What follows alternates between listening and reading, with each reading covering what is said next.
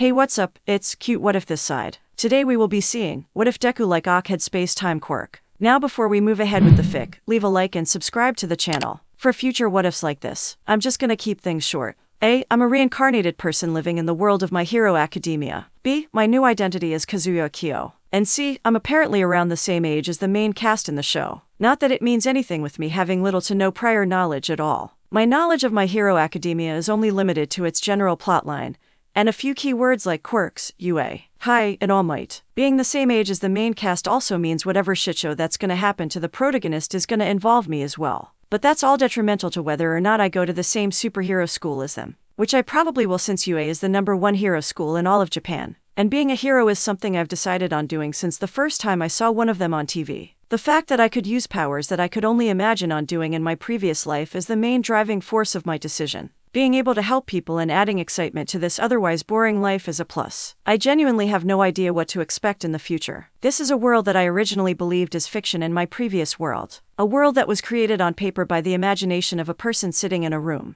Does that mean that Horikoshi is this world's god? Food for thought. Whatever the case, I'm living in this world now. There's no point in thinking of what ifs and what could be's. All I can do now is live my life to the fullest. The Warping Hero. My second life in this world isn't that bad. My family runs a pretty famous coffee shop in Misutafu. I have a wonderful family, complete with loving and supportive parents and a doting older brother. I'm the youngest child, which has both ups and downs to it. But despite all that, I love my new family to death. My looks are a perfect mix from both my parents. My father's brownish red hair and my mother's gold yellow eyes. My face is still somewhat chubby but will definitely grow sharper since both my parents have angular faces. Running a successful business also means that we lead a comfortable life. My parents are always able to buy anything me and my brother want and are capable of financially supporting any hobbies we wish to have. We aren't Yaoyorozu family rich, but at least we're happy. It's like having the money without all the societal pressure you receive from being part of a prominent and famous family. Not gonna lie, it feels much better that way. Looks like I have it easier than most. Right now though, I'm a 5-year boy who has just awoken his quirk. Mine is somewhat of a mix between my parents with a little bit of an upgrade. My dad's quirk is Locate, which gives him the ability to know the location of anything he touches within a limited amount of time.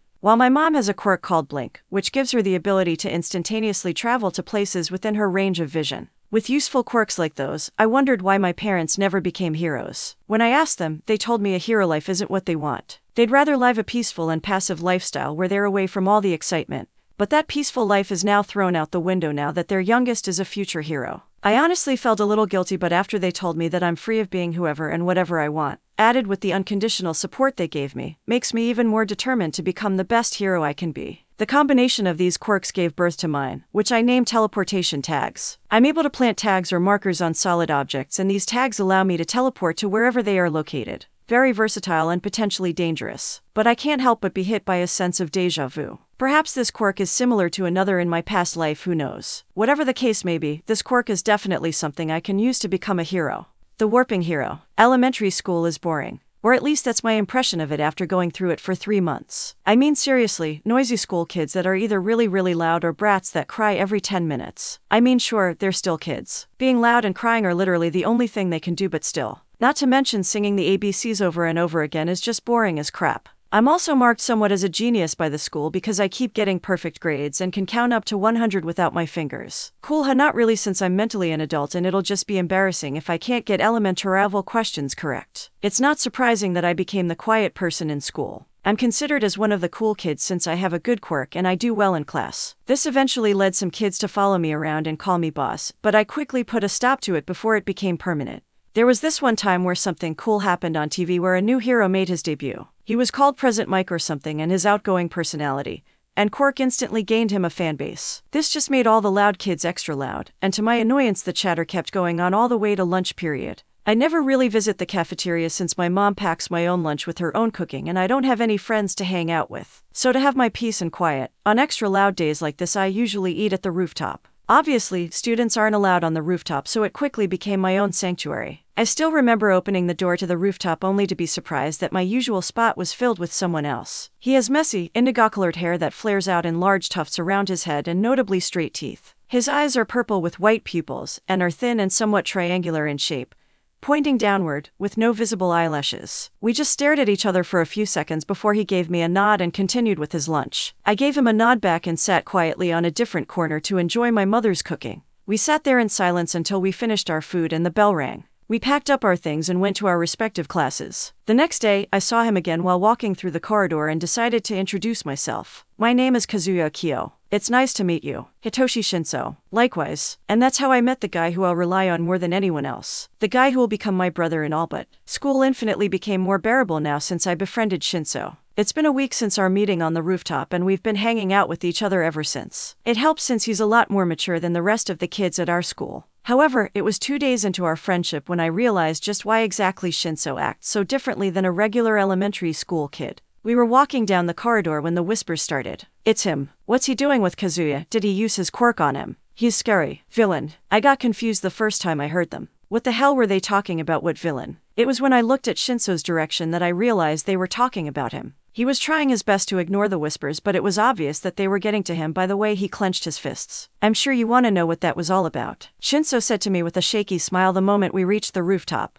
I won't lie and say I'm not curious. Did you do something to those kids? Why did they call you a villain? It's because of my quirk, Shinso replied with a sigh. My quirk is brainwash. It allows me to take control of a person as long as they answer my question. With an ability like that, when people found out they immediately got scared because of its villainous nature. Brainwash, that's actually pretty impressive. It was obvious that my response threw him quite a loop. He was staring at me wide-eyed like he just heard something unbelievable. What? I chuckled at his reaction. Like I said, it's pretty impressive. Imagine the things you could do with that as a hero. You could stop villains in their tracks with just words. You'll be invaluable in hostage situations. Not to mention with no fights, you also prevent any form of property damage happening to the environment. There's so many things you could do with it to help people. You really think I could be a hero? Shinso asks with nervousness. It's clear that this is the first time he's actually heard other people acknowledge him. It's pretty crazy what words from other children could do to a person. Yep, I want to be a hero too. It's always been my dream to be one. I want to be a person other people could rely on. A person that my parents can be proud of. Shinso looked at me with wide eyes, my declaration igniting something within him. Me too. I want to be a hero to prove that a quirk doesn't define a person. That even a person with a villainous quirk like mine could use it to help people. I gained a wide smile after hearing him. I extended my hand to him. Well then, Shinso, let's do our best to be heroes together. Shinso with a wide smirk immediately took my hand with a clap. So, what's your quirk? Shinso asked me after we took out our respective lunches. I call it teleportation tags. I can place these tags or markers on things that I touch. These tags allow me to teleport to wherever they're located. A teleportation quirk, isn't that like super rare? Shinso asked with a raised eyebrow. Kinda yeah. Teleportation or warping quirks are very rare to come by. I only got mine because it was an offshoot of my mom's. I replied with a shrug. We continued talking until the bell rang. I don't know if it was my imagination, but Shinso seemed a lot more talkative after the whole I wanna be hero thing. Looks like it was something he kept in his chest for a long time, and is finally glad he could get it out. The warping hero. As more time passes, the people at school finally realize that me and Shinso are actually friends. Of course, due to this, the whispers and the chatter grew even more now that the supposed cool kid or the school is hanging out with resident outcast. This of course caused even more flack to be put on Shinso's name. But he proved his opinion on it by completely ignoring everything. I don't care what they think of me now. I'll prove them all wrong when I become a hero. Gotta say, that kind of grit is definitely worth respect. But even so, I'm not just standing by while all this is happening. I always make sure to get involved if the jeering gets a little too much. Wouldn't call myself his friend if I just let this all happen, would I? With us having each other as our only friends from school, we often go to and leave school together. It helps that our houses aren't that far apart and are both only a bus stop away from the school. Our city is relatively safer than most, since it's the city that houses the most famous hero school in Japan, so even my paranoid parents are fine with letting me walk to school and home by myself. Naturally, we visited each other's houses a lot, and this resulted in us getting to know each other's family. He even declared my family's coffee shop as our base camp. I have suspicions that the only reason he did that is because the food is good and my mom always gives his first order for free. My childhood wasn't that exciting, but it was pleasant. I didn't even notice when we finished our examinations and realized it was time for junior high. We both decided to enroll in the same local junior high, and since we are both planning on making it to UA, we both started our training. We noticed pretty early on that both our quirks don't give much in terms of offensive capabilities, so we decided on practicing martial arts by registering for the combat classes at a dojo and joined a local gym. At the very least, we'd like to know how to defend ourselves and get some good physical conditioning. Our parents readily agreed to our decision and helped us find the best dojo that's within our price range. We attended the combat classes throughout the holiday. It started out pretty tough at first, but we managed to hold out until middle school started.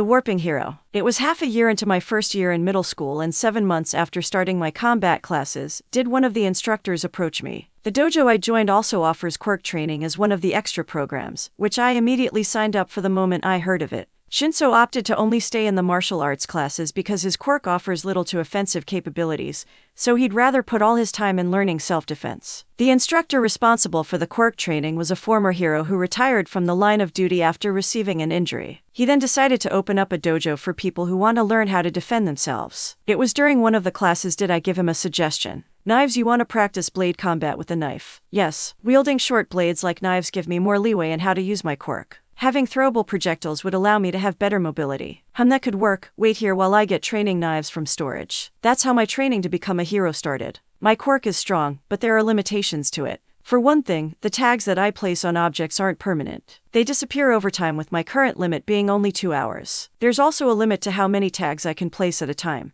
Right now, the maximum number of tags I can place is 10. I'm not too worried because the time limit and maximum number will definitely increase as I grow older. Each teleportation also takes a bit of my stamina, so I can't just spam all the time. My quirk also has a few similarities to that of my parents. For one thing, I will always remember the locations in which my markers are placed, whether they're placed vertically on my bedroom door or on the hard case of one of my textbooks. It's like I can sense where they are and accurately determine if that location is safe to teleport to. Another thing I realized is that the tags are not limited by distance, which means I could travel from Japan to America in a single blink as long as the tags haven't expired and I have sufficient stamina to do so. It didn't take long for me and Shinso to be among the top in their combat classes. We were already in the advanced class to begin with, and they're well on their way to completing the course. Shinso has proven to be slightly better than I am when it comes to hand-to-hand combat, which can't be helped since I spend half my time fine-tuning my quirk and getting used to using it in combat. Both of us have our own reasons to become heroes, and although those reasons may not be as noble as others, it doesn't change the fact that we're going to be the best heroes we can be. Alright class, remember to turn in your form to enter the high school of your choices by Friday, the teacher said to the class. The bell soon rang as all the students got up from their seats and broke off into groups with their friends. So, still determined to go to UA? Shinso asked me the moment we left the class. Shinso has changed a lot since our elementary school days. He now has dark eye bags around his eyes from his lack of sleep.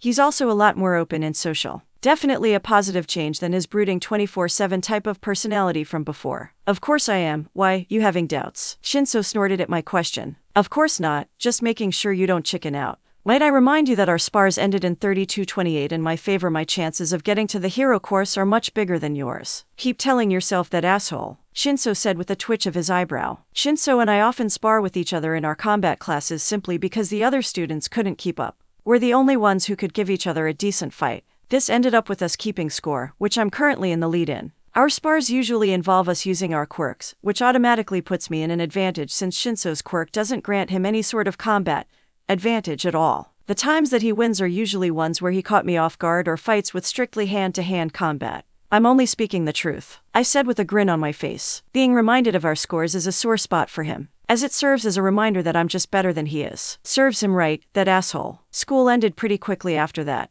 Shinso and I made our way out of school to the dojo for our daily session of combat lessons. We visited a convenience store on the way to buy some drinks. We were about to leave when something went wrong. Everyone get down on the ground, this is a robbery. 2 masked figures entered the store wielding guns. One of them approached the counter, holding his gun up close in a threatening manner on the poor cashier, while the other had his gun trained on a few customers, who were shaking in fear. I narrowed my eyes as I surveyed the situation while hiding behind a shelf. I quietly took a can of Coca-Cola from the shelf in front of me and placed a tag on it. My eyes met Shino's and I gave him a nod. You should really put the gun down, doing this isn't helping anyone. Shinso immediately got out of his hiding spot and tried to engage one of the robbers in conversation. How, what are you? The robber who was threatening the customers suddenly stopped moving as his eyes seemingly glazed over. Put the gun down, lay down on your stomach, and don't move. To everyone's astonishment, the robber did exactly what he was told. Hey Clint, what are you doing? The second robber shouted at his friend in confusion. He didn't get a reply as suddenly a soda can wheezed in front of him. The masked figure didn't get the chance to react as a teenage boy suddenly appeared in a red flash right in front of him.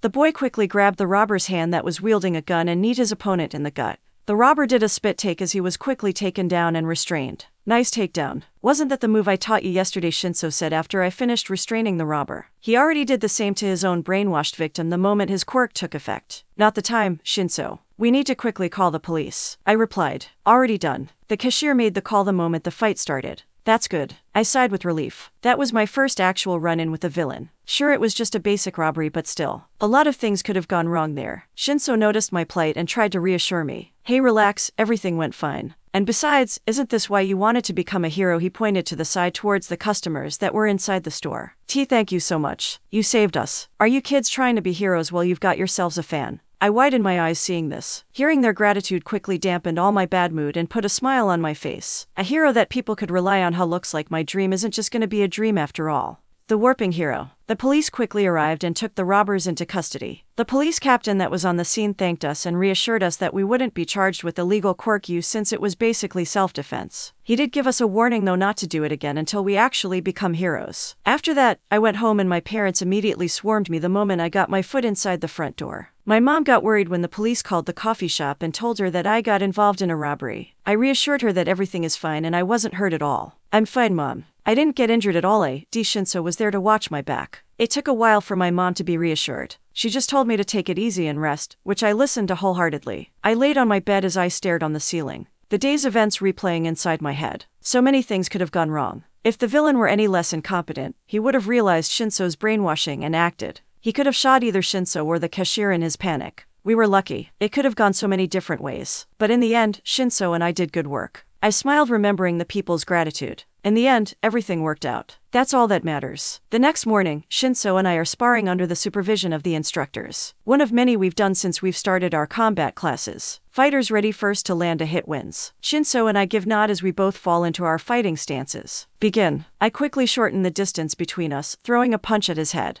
Shinso parried and gave a quick counter jab, which I managed to block reflexively. Our back and forth continued until I jumped back and threw a practice knife in his direction. Shinso tilted his head to the side, and knowing what's gonna happen next, quickly turned sideways as I suddenly appeared holding the knife I just threw. I threw a kick while still in the air that he managed to block with crossed arms. I drew a second knife and slashed in his direction. He couldn't dodge fast enough as the blade nicked him in. Damn it, Shinso cursed as he took a step back and rolled his shoulders. Looks like it's my win, I said with a grin. Yeah, enjoy it while it lasts. I'm taking you down next time. Shinso replied with a huff. Well done, both of you. You have both definitely improved from the years you've been here. You two are by far the best students to have stepped foot in this class. I know that you both wish to enter the hero course. Know that if you ever need advice or a sparring partner, the doors of this dojo will always be open. Thank you, Sensei. And with that, we kept our training day and night to make our dreams of getting to UA a reality. And before I knew it, the day of the entrance exams have arrived. The train sped on the tracks as it moved towards the destination of UA. I am currently sitting in the train car with Shinso while listening to music. The last 10 months was spent preparing for today. I'm going to be honest that I'm a little excited. The UA exams are known to only have a 0.2% acceptance rate. That's 1 out of 500 people. To put that to perspective, if UA wanted to have 40 students in 2 classes, there would be 20.000 applicants, which means I have to outperform 19.960 if I want a spot in the hero course. Definitely not an easy feat. The train has arrived at the next station. I put away my phone as I exited the train with Shinso right beside me. We both walked the rest of the way to UA. Upon reaching the school, we were shocked at just how many people are here to do the exams. Sure, we expected the number, but knowing about something is different from actually seeing it. Even so, we made our way towards the building where the written exams are taking place. Please state your names and show me your student ID cards, said one of the staff members when we approached her. Akio Kazuya, Shusein Middle High. Hitoshi Shinso, Shusein Middle High. The staff member nodded as we handed our student ID cards. Kazuya-san will be in examination room D, while Shinso-san will be in examination room C. Please make your way to the rooms as soon as possible, as the exams will start in 15 minutes. Shinso and I nodded in understanding. Looks like this is where we split. Make sure you don't screw up, Akio. I'd hate to hear you not make it to UA, because you messed up the written exams. Funny, I was about to tell you the same thing. Do give it your all, Mr. 8th place. I replied with a grin. In our junior high final exams, Shinso placed 8th place academically while I placed 5th. It always pisses him off every time I remind him of my intellectual superiority. Shinso immediately grew a vein at my remark. One of these days, I'm gonna get you back. Mark my words, asshole. I'll be waiting. I snorted at his declaration. I made my way to examination room C and sat down on one of the chairs. It didn't take long for one of the staff members to enter the classroom and started giving out the exam papers. I took a deep breath as I mentally prepared myself. This is it. This is what I've been working for all my life. The chance to be the best hero I can be. I opened my eyes in determination before I picked my pen. Without no further thoughts, I started writing.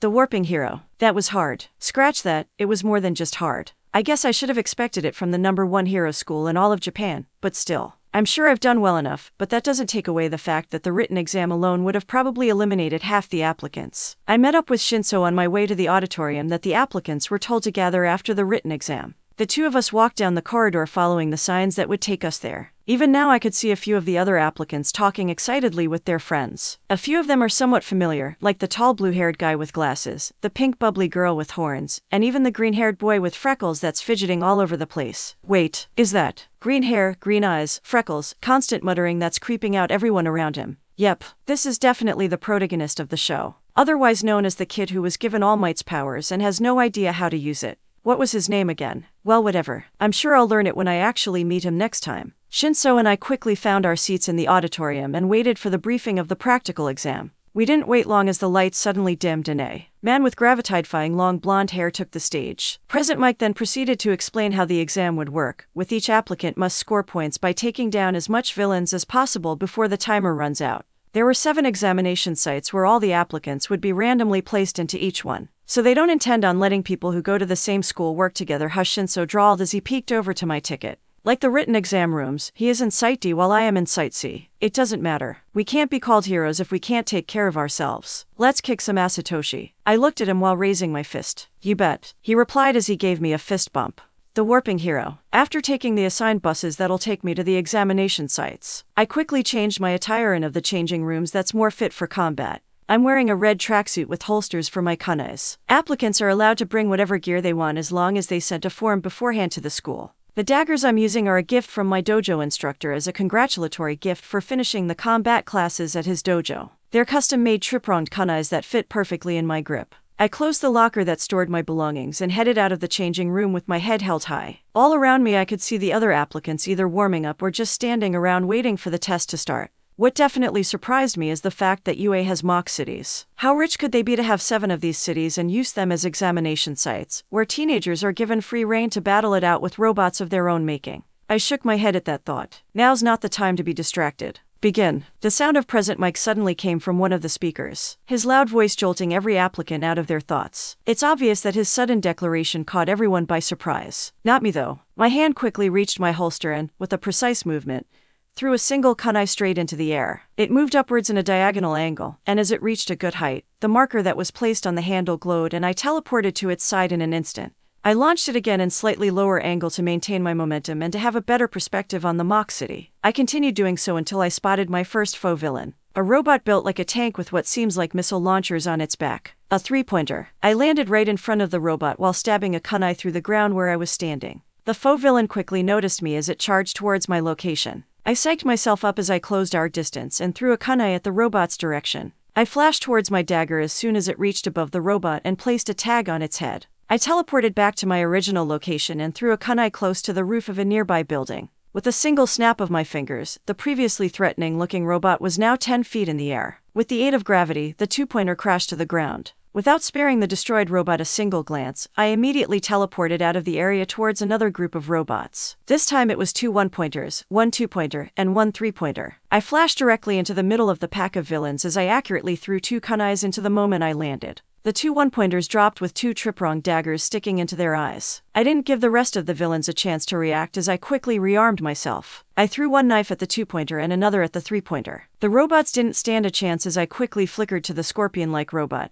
and slashed at its head, pushing it deep into the robot's eye and out through the hole. I didn't even stop as I reappeared on the body of the 3-pointer, a kunai stuck to its side. All I did was grab its head as we teleported to the knife I placed on a rooftop. I flickered back to my initial spot on the ground as I surveyed the destruction around me. All that happened within seconds. This was something I realized in my training and preparation for UA. My quirk doesn't allow that much offensive power, but what it does give me, however, is speed. My quirk allows me to be virtually outmatched in mobility. That's why I put heavy emphasis on training my reaction time and speeds. To use my quirk to the fullest, I need to be able to react to things in a split second, take in information in a single glance and act on it the moment I find myself flashing to a new location. I was brought out of my thoughts as I started to hear the sounds of fighting and explosions throughout the city. Looks like the other applicants have finally caught up. I need to find more robots quickly. With that I swung my knife, disappearing from sight, leaving only a red flash in my wake. The warping hero. That's 30 points already. I'm currently crouching on the edge of a rooftop, catching my breath as I viewed my surroundings from my elevated position.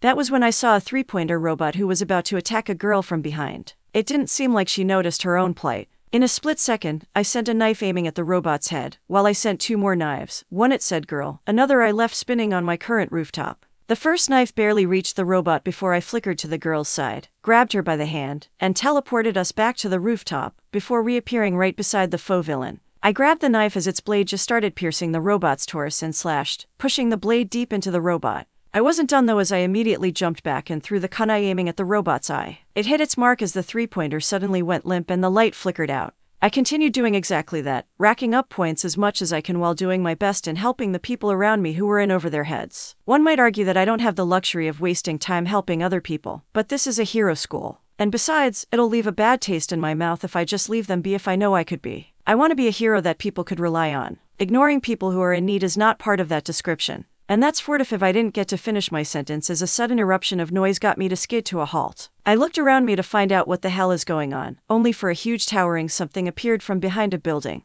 It's the 0-pointer. Someone's scream got my attention as the 0-pointer swung one of its massive arms and utterly demolished an entire block of buildings and sent it tumbling down. Izue, out of its mind. Run. I quickly put my mind together to find the best solution. Realistically, there's no point in facing the 0-pointer as it, obviously, gives 0 points. But right now, finding more faux villains in this chaos is just gonna be harder than making Shinso admit defeat in a game of Mario Kart. Hey, watch out, my train of thoughts was broken as I heard someone shout. Noticing that he was screaming at my direction, I immediately threw a kunai to my right and flickered towards its position, landing on my back, dodging a huge metal fist that planted itself where I was a split second ago. Hey, are you alright? The guy who shouted the warning from before ran towards me and helped me up. He had shoulder-length black hair and noticeably straight teeth. His tracksuit was also folded, allowing me to notice strange protrusions from his elbow. Yeah, I'm fine. I reassured him as I quickly got up and dusted my clothes. Yeah, well, less standing still and more running. He immediately aimed his elbows to the building and launched tape which he used to swing around the buildings. I was right behind him as I flashed around, keeping pace with him. The 0-pointer still right on our trails, seemingly choosing us as its targets. You got any ideas? The tape guy asked me, as we stopped at a random rooftop, looking at the 0-pointer still making its way towards us. One, but I'm gonna need your help. I'm down to my last dagger, so we only got one shot at this. What do you want me to do? He asked with a raised eyebrow. Get me closer to its head. With how big that thing is, I won't be able to reach all the way up. And make sure to catch me. I doubt I'll be able to flash back with how much this is gonna take out of me. The tape guy looked confused for a second, but then he nodded in determination. We don't have any more time since the towering robot is quickly approaching us. You ready? Let's do it. The both of us immediately jumped from the rooftop as he grabbed my hand and aimed his elbow to another building. He kept swinging us further and further until we're eye level with the robot's chest. Go Zero launched me as I let go of his hand, resulting in me rocketing towards the head of the 0-pointer. Once I was close enough, I threw my last remaining kunai as it sailed through the air. It hit its mark on the 0-pointer's large eye, but the blade only pierced a few centimeters deep, not enough to do damage, but causing the knife to get stuck. Bingo. This was something I've been working on the past few months to get right, and only recently did my control over my quirk increase enough for me to have the confidence to pull this off. You see, whenever I place my tag on an object, I have the ability to split that object by teleporting only part of the item that's connected with the marker. But this takes extreme precision as I have to be very precise in where I want to limit which part of the object I want to teleport. The result, the enormous robot stopped in its tracks. Its entire upper body seemingly disappeared into thin air only to reappear on top of the roof of a random building. The rest of the applicants could only look with mouths agape at what just happened. The seemingly unstoppable 30-feet robot was destroyed just like that. One person though quickly shook away his stupor as he noticed someone falling through the air. He quickly used his tape to slow his descent and reeled him in. He quickly put the person on the ground and checked him for injuries. He visibly calmed down after noticing none. Dude, that was awesome. Are you okay? Yeah, I'm fine. Just tired. Teleporting something that big takes a lot out of me. But still, that was insane. You took that thing down in one shot. Oh, I'm Zero by the way. Hand to Zero. Couldn't have done it by myself. I said with a grin through shaky breaths. And I'm Kazuya. Kazuya Kyo. That was definitely a stunt I'm not gonna do ever again. This is the first time I've experienced this kind of fatigue. Transporting something as big and as heavy as the 0-pointer definitely takes a lot out of me. I better get in the damn hero course after all this shit. And I wonder how Shinso is doing. Definitely better than I am now. Of all the things UA could put in their entrance exams, of course it had to be robots, thought one Hitoshi Shinsu as he ran across the pavement in examination site D. I mean sure, as future heroes they have to be prepared against anything. Especially for a scenario like this where one's quirk is rendered useless. But still, why now? Why him? He's not even a hero in training yet. How unlucky could he get for the test to be tailored to put him in a disadvantage? But I can't give up. Not now, not when I've gotten this far. Shinso thought with gritted teeth. He definitely didn't think this was how his life was going to turn out. When he first got his quirk, he was excited because it sounded powerful. But that excitement quickly turned to shock when all the kids around him started shunning him and calling him a villain. Little 5-year-old Toshi was confused. Why were they being so mean? Why did they call him a villain? It didn't take him long to understand. They called him a villain because of his quirk. They were afraid of what he could do to them, that they just started fearing him. That was the day that he learned a cruel fact of life, that not all men are created equal. That life just isn't fair. And so he endured because deep down he has a dream. One that he has never told anyone before, not even his parents. Hitoshi Shinso wants to be a hero. He wants to prove to the world that a quirk doesn't define the person. To prove that even a person who had a villainous quirk like him could become a hero. And yet still the jeers came.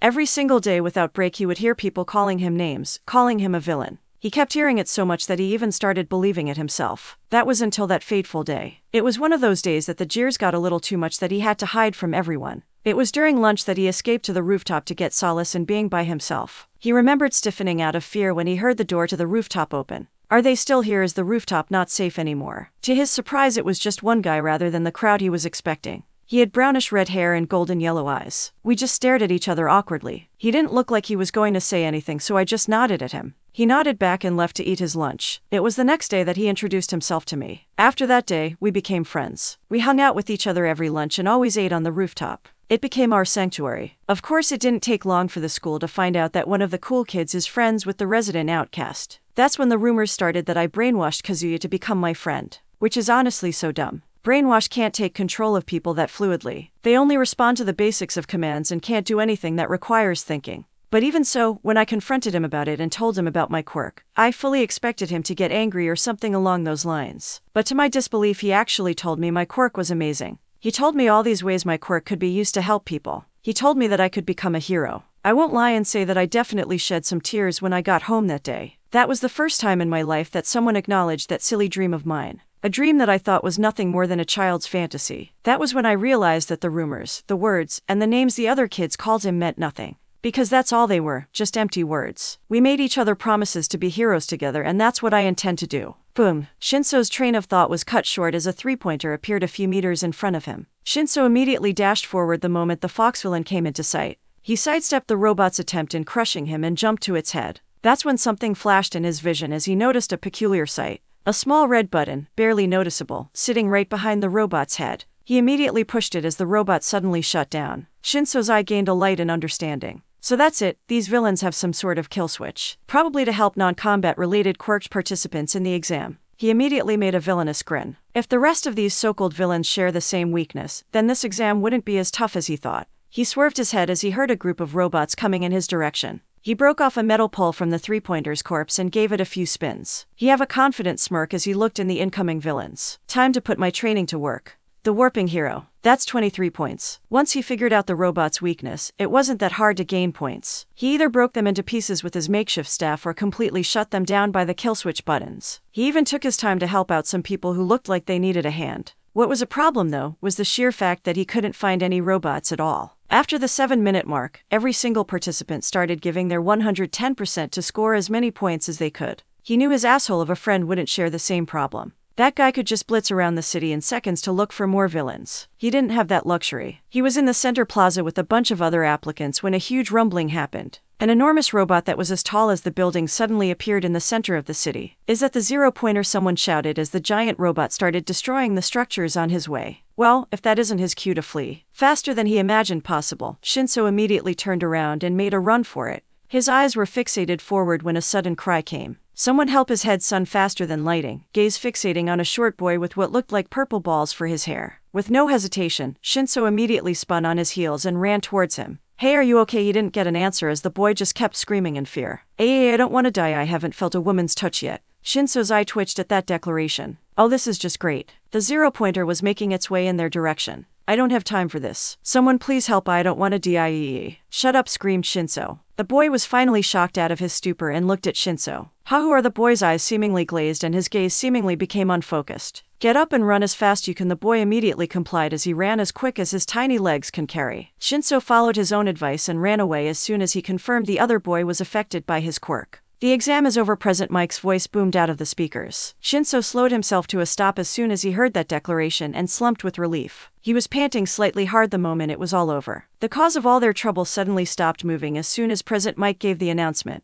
To think UA would do this much, thought Shinso as he let out a sigh. That was one hell of an exam to be sure. At least he managed to earn some points and hope it's enough to get him to the hero course. I wonder how Akio's doing. Definitely better than I am. The hell happened to you? The 0-pointer happened. I grumbled as I met up with Shinso near the school gate after the exams were finished. Wait, don't tell me you actually fought that thing. Shinso looked at me with shock evident in his eyes. I thought between the two of us, you were supposed to be the more reasonable one. I shrugged at his words. It's not like I wanted to fight it. Just didn't have a choice. Right? Shinso stretched out. Oh well, doesn't really matter as long as you didn't screw up your villain points. Shinso glanced at me. How many did you get by the way? 4 to 5, I think. I stopped getting any when the 0-pointer showed up. What about you? 23, Shinso said with a sigh. Definitely not ideal, and it was the same with me. Everything was so chaotic the moment that huge robot appeared that getting more points just wasn't possible. Still though, I'm worried. I don't think 23 is going to cut it. Hey relax, this is UA remember. I doubt they score these things with only our villain points. There's probably another aspect to this exam that we don't know about. I tried reassuring him. I hope you're right, Shinso said with a shake of his head. The warping hero. We sure got a crazy batch this year. Aizawa Shota hummed in agreement with Vlad King's statement. They, along with the rest of the pro-hero teachers, were reviewing the physical portion of the entrance exams. They have screens replaying some of the more interesting applicants all throughout the examination sites. Both him and Vlad King in particular were watching the screens with rapt attention. The two of them will be the homeroom teachers of UA's hero course for this year's batch of freshman intake. Their focus of attention is currently on 2 examinees in particular. These were the 2 who managed to destroy the 0-pointer. A green-haired boy who has absolutely no control over his own quirk and a red-haired boy who, objectively speaking, did very well on his exams. Izuku Midoriya and Akio Kazuya. These 2 betrayed all expectations we had for this year's entrance exams by managing to destroy the 0-pointers in their respective examination sites. Very impressive. However, one of them did bring major concerns about his state of body once he finished. Midnight, the +18 heroine, started the discussion. Kid definitely has power, but do we really want someone with such a destructive quirk and yet no control over it to be attending the hero course? Snipe added his own thoughts. What he did may seem reckless, but he did it to save another applicant.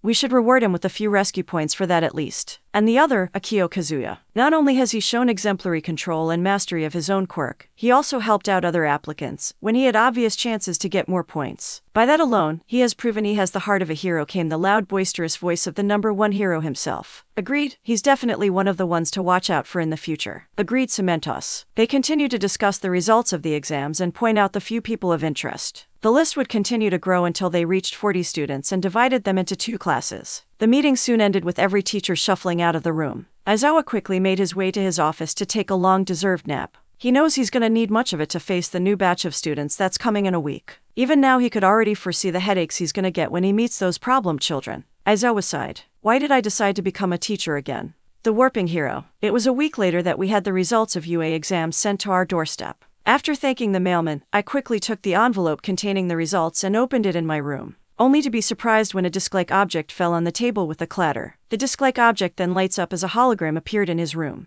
Hello Kazuya Akio, I'm Nezu, the principal of UA High School. Nezu introduced himself. I'm happy to inform you that you have passed the UA entrance exams with flying colors, with you scoring a respectable 92% on your written exams. As for your practical exams, please take a look. The hologram quickly changed to an electronic board that held the names and scores of the top 10 examinees. Name, villain points, rescue points, rank. Kazuya Akio 4535 first. Katsuki Bakugu 77-0 second. Ijiro Kirishima 3539 third. Achako Uraraka 2845 fourth. Ibara Shizaki 3632 fifth. Itsuka Kendo 2546th. Tenya Ida 52-9 7th. Izuku Midoriya 068th. Tetsu 49-10 9th. Fumikage Takoyami 47-10 10th. As you can see, you have performed very well, managing to get first place. Nezu congratulated with a smile on his face. I'm pleased to welcome you to the hero course of UA High School, Kazayas, and this is your Hero Academia. Listening to Nezu, I just had a grin on my face. This was the first step in me reaching my dream.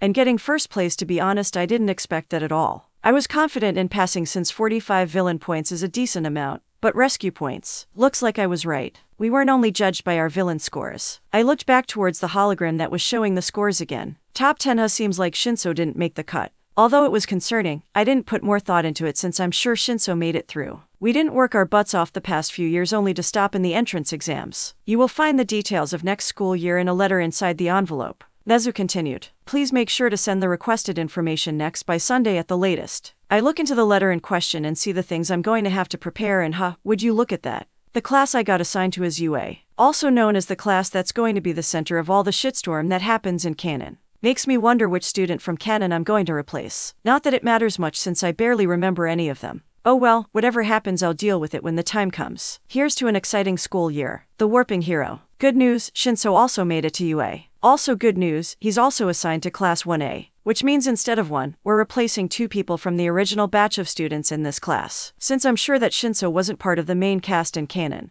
Who knows, I could be wrong though. Nevertheless, this at least makes sure that I won't spend my high school days alone. I am looking forward to meeting the rest of the class. Why wouldn't I, since these people are going to be my peers and rivals in my road to the top? Just judging from the entrance exams, that the people who made it to UA are the cream of the crop. Those who, just like me, have dreams and aspirations and have worked hard for it. I can't afford to slow down one bit. This right here is the time for me to prove that all that time spent on my training wasn't wasted. Time to prove I can be a hero. Shinso and I are currently making our way to our new class. We both decided to get here early for the first day so we could get the good seats. And by that, we mean the ones in the corner at the back of the class. Shinso, knowing himself to be the main character, immediately claimed the one next to the window, saying so that he could gaze out the window whenever he likes while the sun shines brightly on the clear blue sky. Delusional, that one. I took the seat right next to him, while a boy with red and white hair that's perfectly split in half took the seat in front of him. I tried to make conversation but he just glared at me and proceeded to ignore me. Oh well, not everyone is sociable, I realized. Shinso and I were talking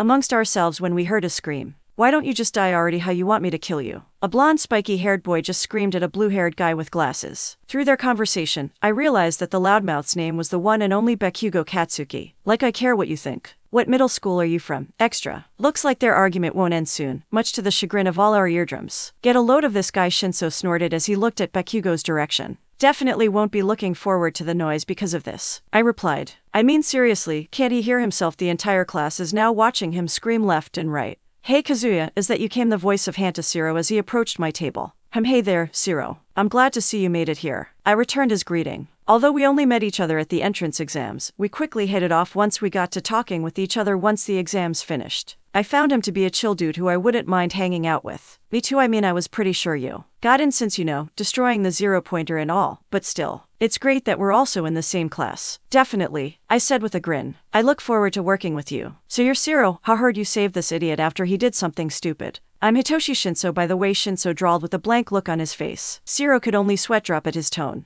Oh yeah, I guess. Ignore him. He's just jealous since he couldn't make any friends on his exams. Antisocial bastard. You do know I'm your only friend, right? Said Shinso. You're just as antisocial as I am. Not anymore, asshole. I got Siro now, so don't just assume we're the same. Siro could only laugh awkwardly at our banter. Our back and forth was cut short when a voice with the same energy as a dead horse could be heard from outside the classroom door. If you are here to socialize, then pack your stuff up and leave. This is the hero course, for God's sake. A voice started from what's seemingly a giant yellow caterpillar. Said caterpillar was loudly slurping on a juice box as it slithered its way to the podium on the front of the class. It took you all 13 seconds to quiet down. That's too long, you kids aren't rational enough. The hell is up with this guy, came the thoughts of every student in the class. I'm your homeroom teacher, Aizawa Shota. The whole class blinked at that information. Right, let's get to it then. Put these on and head outside. He pulled out a gym uniform and showed it to the class. How was the collective thought of the class? A few minutes later, all 20 students found themselves in a practice field. A quirk assessment test questioned a blonde-haired student with a black streak going through his hair. The teacher quickly explained how, as future pros, we have no time for pointless ceremonies. That teachers are free to teach their classes however they saw fit.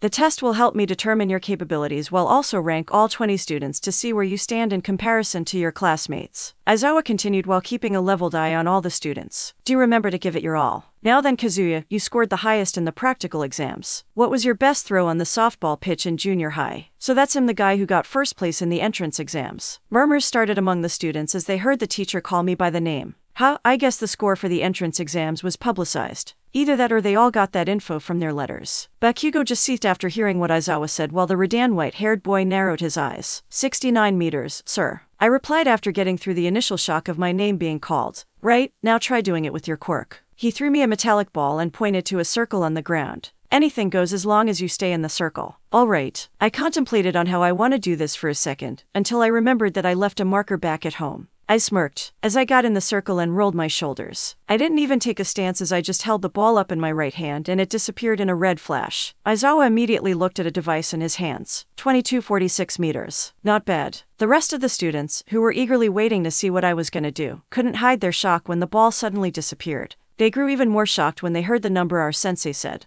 Over 2,000 meters, that's insane, a boy with bright spiky red hair exclaimed. What the hell did he do? The ball just disappeared, said a pink-skinned girl with horns on her head. The rest of the students, barring Shinso and a few others, just gaped at me. Show off, Shinso said when I approached him. I just shrugged with a grin, neither confirming nor denying his claim. Knowing one's limits is essential. Aizawa started as he turned to face the class as a whole. It's the most rational way to figure out your potential as a pro hero. So we could freely use our quirks. A large boy, with a face mask, questioned. That sounds like so much fun, I can't wait for my turn, the pink girl said with excitement. It was obvious that what the student was wrong, as the teacher suddenly halted with extreme irritation clear on his face. He then muttered just loud enough for everyone to hear. Fun, you say? So you think all 3 years you spend here at UA, you think it's all gonna be fun and games? Seeing none of the students replying, Aizawa continued. Very well then, today you will be doing 8 physical tests to gauge your potential. Whoever comes in last will be expelled, as he or she will be deemed to have none. The students gasped. Is this guy serious? Ain't no way the school will just allow a teacher to expel a student on the first day. Shinso thought with furrowed eyebrows. Like I said, each teacher decides how the classes are run. If a student is deemed to have 0 potential, then the teacher has the authority to expel them. Aizawa mentioned, as if reading their minds. Now then, he stated as most of the students gulped. He stared at each student menacingly while pushing his long hair out of his eyes. Let the games begin. The first event of the day was the 50-meter dash. Many students displayed excellent performances, like the Engine Network user who got the fastest record yet.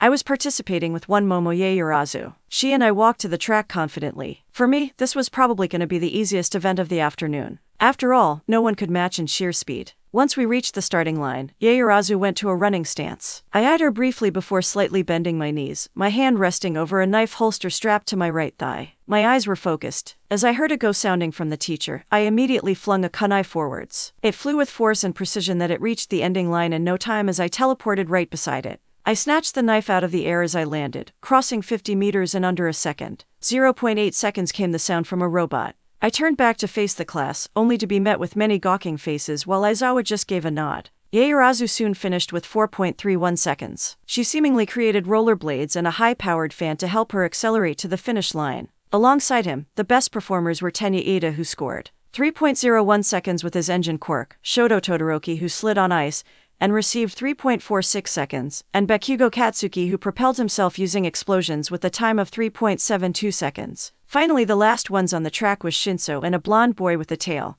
whose name is Ajiro. Ajiro cleared the whole track aided by blasting himself forward with his tail, granting a time of 5.56 seconds, while Shinso just ran the whole 50 meters. But due to his athleticism, he gained a respectable 5.89 seconds. Unlike the first event, my quirk doesn't give much use for the grip strength test, although it did improve by a decent amount, being 6 to 4 kilograms rather than the 5 to 7 from junior high. I didn't come close though to the 6-armed giant, Mizo Shoji, who scored 640 kilograms. Standing long jump was also pretty easy, as all it took was just another kunai throw and a flash and I would find myself on the other side of the sandbox. The other students who excelled on this event, so far, were Tsuyu Usui, Yaoyorozu, and Siro. The fourth event, sidestepping, was a little bit tricky though, but I had an idea. Impaling 2 knives at each line on the ground, I started flickering to each at maximum speed. I just kept on going until I smelled something burning. Kazuya, that's enough. Aizawa's voice cut through and I immediately stopped moving. He was looking at an overheated motion sensor with a bit of annoyance. Great, that's coming out of my paycheck. Aizawa then looked at me and grumbled. I'll put your score, the last recorded number on the sensor, which is 767.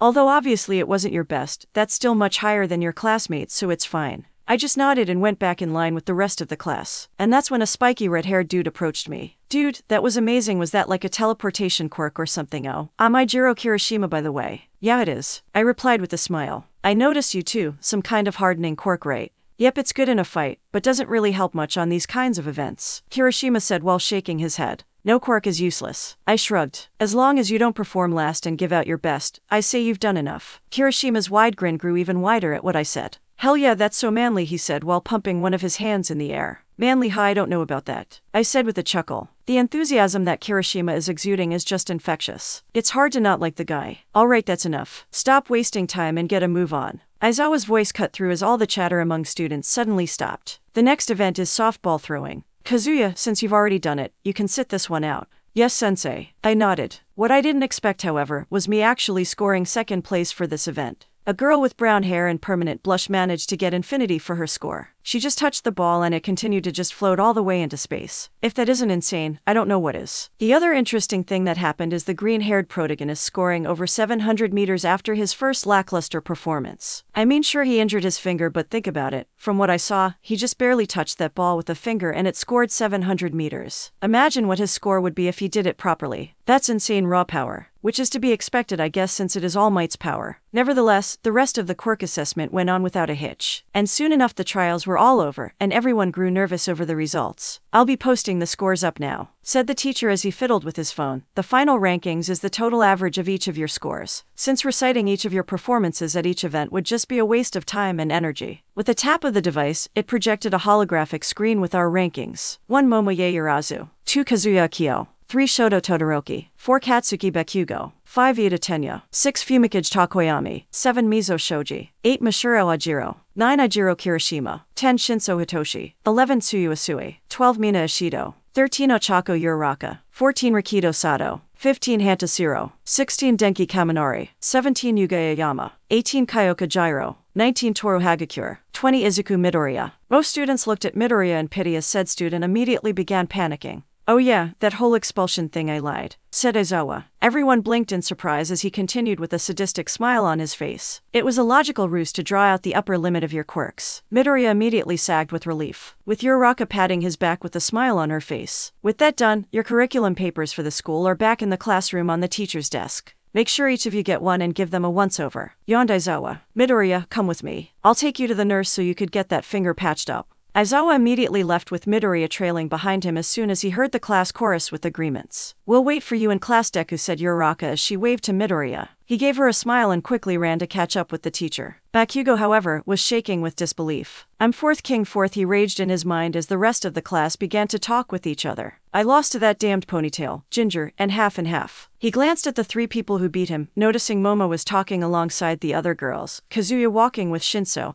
and Siro, while Todoroki is standing alone, narrowing his eyes at the redhead. Bastard, thought Bakugo. Don't King look down on me. The warping hero. Scoring 10th place was good enough for Shinso. Scratch that, it was more than good enough. With his quirk not being able to help out in strength-oriented exercises, being the middle of the pack in a class full of people with much more versatile quirks proved that his physical fitness was among the best in class. Hell, he beat Sato, who had some sort of strength-enhancing quirk, and Asui, who literally has a frog physique. This by itself proves that he deserves to be here. Still though, just because he did better than he thought doesn't mean he's content. There's gotta be a way for him to even out the playing fields. For him to stand out a lot more in compared to the rest of his class. Wait, isn't their teacher in the same boat as him? He remembers Midoriya saying that their teacher was Eraserhead, and his quirk allows him to erase the quirks of his opponents temporarily. That doesn't give any sort of combat uses at all in every fight against villains. Aizawa Shota essentially fights quirkless. He made his body into a weapon. Maybe I should ask for some advice. Nevertheless, he knows he's on the right track. All he needs to do now is just keep striving forward, to be the best hero he can be. He and the rest of the students made it back to class in no time. Some immediately started packing their bags while the rest started mingling with the rest of the students. He, along with Akio and Siro, were among the latter as they aren't really the extroverted types to just approach other people. Today sure was nerve-wracking how he heard one of his classmates say, Denki Kaminari, he's pretty sure his name was. Seriously, and this is just the first day too. Yue is really living up to its title. Piped a floating pair of clothes, who Shinso remembers as Toru Hagakure. Makes you kinda nervous for tomorrow, who knows what we'll have to do if even the first day was like this. Ajiro said from his seat while packing up his bags. What do you think? Shinso said to Kazuya as they eavesdropped on the others' conversation. Kazuya just shrugged in response. We always knew Yue won't be a walk in the park. Today only proved it.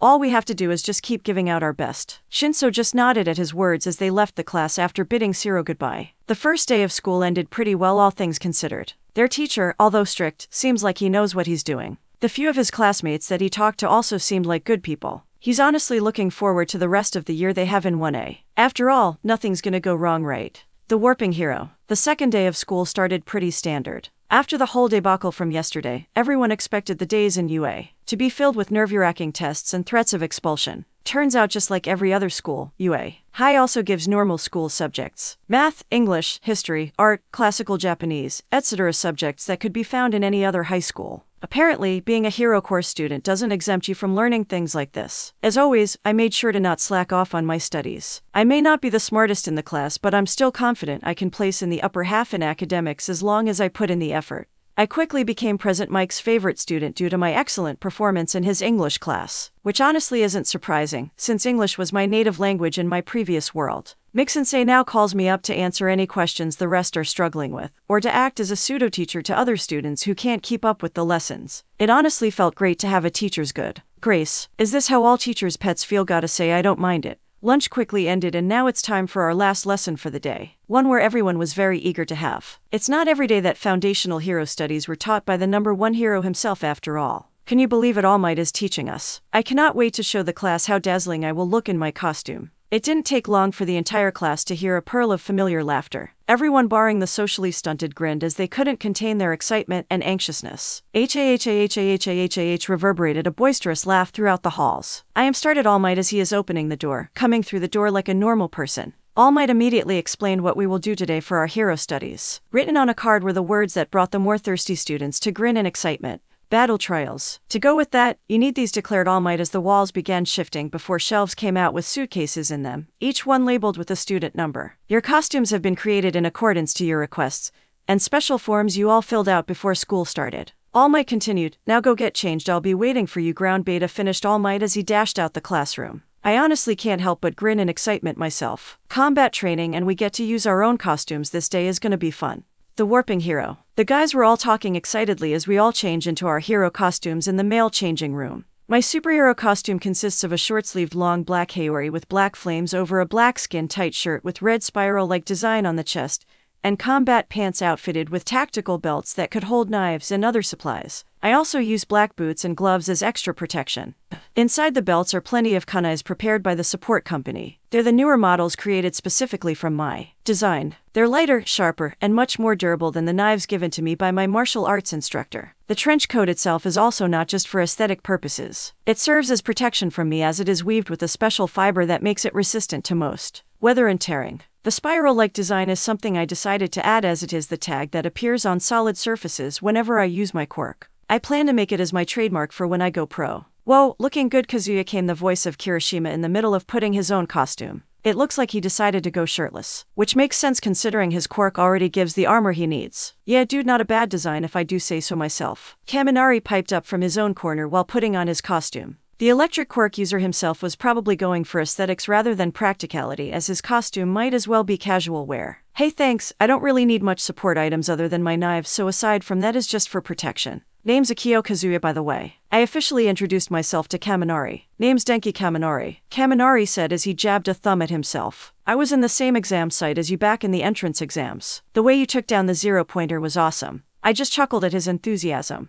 You saw that, huh? But I didn't do it alone. Zero helped me out. I am Midoriya Izuku. The green hair protagonist came in and introduced himself to us, even if I can tell he's trying very hard to not stutter. He's literally shaking in his boots and sweating buckets. And nice to meet you, Kazuya-san. Nice meeting you too, Midoriya. Is your finger okay from yesterday? Why yeah, I'm all good, thanks for asking. Still though, there's something bothering me about the way he's dressed. The color green, a bodysuit that's clinging to his body, and a muscled and well-developed body. Wait, holy shit. This guy is like a mini-Might guy. This is just too good to pass up. I chuckled. Midoriya, I started as I channel my inner power of youth by doing the signature Might guy pose. Arm extended as my thumb stuck out, while smiling my extra pearly white teeth extra hard to produce the twinkle effect, and light bounces off it. Midoriya, I sincerely believe that you have the gift of perseverance. May the flames of youth burn brightly in you as you continue to shape your own destiny. Midoriya stuttered as he was taken aback from my sudden declaration. The other students just looked at us weirdly. Thanks, may the flames of youth burn brightly in you too. He returned the same gesture back at me. Pose and everything, and oh my god, his teeth are shining even brighter than mine. What the hell are you doing? Asked Shinso, cutting into our Might guy impersonation contest. I turned around and saw Shinso in his own costume. He is wearing a black bodysuit and gray armor with a buckle making an X on his chest. He has pouches tied to the buckle that carries medical supplies and throwing weapons. He has fingerless gloves with metal bracers for protection and metal shin guards on his legs. He's also wearing a detachable mask-like device that's covering his nose and mouth alongside a black M frame for his head. Is that the support item you told me about? I asked as I looked at the mask device he has currently around his neck. Yep. And what the hell is with your costume? There's so much red it's hurting my eyes. Whatever you say, you ninja wannabe. I snorted at what he said. Besides, my costume is badass. You're just jealous mine looks better than yours. Keep dreaming, asshat. Nothing beats the ninja aesthetic. Just look at Edgeshot. Shinso countered. I could only concede and nod in agreement. Gotta give him that one. Edgeshot does indeed look cool. Once we finished changing into our costumes, we made our way to Ground Beta. They say the clothes make a person, ladies and gentlemen, stated All Might as he saw us coming from the shadows. Be fully aware, from now onward, all of you are heroes. All Might quickly explained the details of the battle trials, which ended up in the students drawing lots to determine their teams. And soon enough the teams were formed. Team A Izuku Midoriya and Ochako Uraraka. Team B Hitoshi Shinso and Rikido Sato. Team C Mina Ishido and Momoye Urazu. Team D Akio Kazuya and Kyoka Jiru. Team E Fumikage Takoyami and Tsuyu Asui. Team F Tenya Ida and Katsuki Bakugo. Team G Mashiro Ajiro and Toru Hagakure. Team H Denki Kaminari and Hanta Shiro. Team I Shoto Todoroki and Mizo Shoji. Team J Yuga Aoyama and Ijiro Kirishima. Now let us begin, starting with Team A as the heroes and Team F as the villains. When I heard we were having battle trials, I expected the fights to go like the sparring sessions I had back at the dojo. I wasn't, however, expecting a deathmatch. Young Bakugo, stop what you're doing right now. Are you trying to kill him? Since the very first day of school, everyone in class already noticed there was something going on between Midoriya and Bakugo. But no one expected it to be anything like this. All Might is already shouting into the communicator in an effort to stop Bakugo from murdering Midoriya, clear panic in his eyes. On the screen in the observation rooms, Bakugo is aiming his large grenade-like gauntlet straight at the Greenette, obviously preparing for something huge. The entire observation room could only stare wide-eyed as a huge explosion tore through the section of the building Midoriya and Bakugo were both in. A massive hole is now visible on the outside of the building and pillars of smoke could be seen rising through the air. I was just shocked at the entire debacle. What part of battle trials did Bakugo not understand? This is supposed to be a practice session, not a place to settle grudges and outright murder your classmates. How the hell did such an aggressive guy enter the hero course in the first place? And the worst part is that none of us know what the hell is going on since the cameras don't come with audio. All Might is the only person who can hear anything since his comms are linked with the fighters. Bakugo, do something like that again and you will be disqualified. I will forcibly end the match, and you will lose. All Might continued to speak to Bakugo through his earpiece, berating him for his recklessness and telling him the consequences if he does something like that again. I don't know if it worked since he's now deciding to just beat the ever-living crap out of Midoriya. But what happened next totally slumped me. In order to win, the hero team doesn't necessarily have to defeat the villain team. All they need to do is to secure the payload by touching it and victory is theirs. So if I were Midoriya, I would just be focusing on how to win without beating Bakugo, because that's too daunting of a task for Midoriya currently. And he did exactly that with the craziest, most reckless, and incredible way. By obliterating literally every floor of the building by swinging his punch that was originally meant for Bakugo upwards. The punch created an air cannon that managed to disorient Ida, allowing Uraraka to swoop in and secure their victory, although he couldn't escape unscathed. By redirecting his attack upwards, Midoriya didn't have the chance to block Bakugo's attack, meaning he took the full force of Bakugo's explosion to the face. Everyone in the observation room were shocked beyond belief, even All Might considering his wide-eyed stature. No one, and I mean no one, expected Midoriya's victory. After the huge explosion and the resulting kicking afterwards, people were on the belief that Bakugo was too strong for Midoriya, and the match would end at his loss. But nope, Midoriya proved them all wrong. He deserved that victory. Unlike Bakugo, Midoriya is fully capable of working with anyone. His teamwork with Uraraka was what allowed them the win, in comparison to Bakugo and Ida, who had no synergy at all. These guys are crazy. Isn't this just a mock test? Why are they going so far? Shinso asked with a wince while looking at Midoriya's injuries through the monitor. I mean seriously, this is just overkill. Who knows, but it's obvious these guys have some sort of grudge against each other. Maybe they have something to prove. I replied after some thought. You've seen how Bakugo was during the quirk apprehension test. He just attacked Midoriya after he did the softball throw. Honestly, we should have seen this coming. Something to prove, Shinso muttered thoughtfully. I guess I can get behind that. Of course you would. I just snorted at his reply. But I sure hope Midoriya learns how to control his quirk sooner or later. At this rate, Midoriya will do himself in before any villain does. The warping hero. So Red, any idea how you want to do this? Kyoka Jiru asked her partner for the battle trials. They were currently inside a spacious room in a building. The nuclear weapon was located in the center of the room, using their allocated time to strategize and come up with a way to win. She and her partner, Akio Kazuya, were the villains while Kaminari and Shiro were their opponents. About your quirk, what can you tell me about it? It's pretty simple. My earphone jacks work as extensions for my ears, so I have enhanced hearing. I can also stick them to objects and channel vibrations through them, damaging whatever it's connected to. That's great, I'll be relying on you as our scout then. What about you, what does your quirk do, she asked me. In response to her question, I held out one of my knives. My quirk is called teleportation tags. I can plant these markers on solid objects and then I'm able to teleport myself to where the tags are located. That's pretty cool. So what can we do against Kaminari and Shiro? Kaminari's quirk could be dangerous, but I do have a plan, if you're willing. I'm all ears.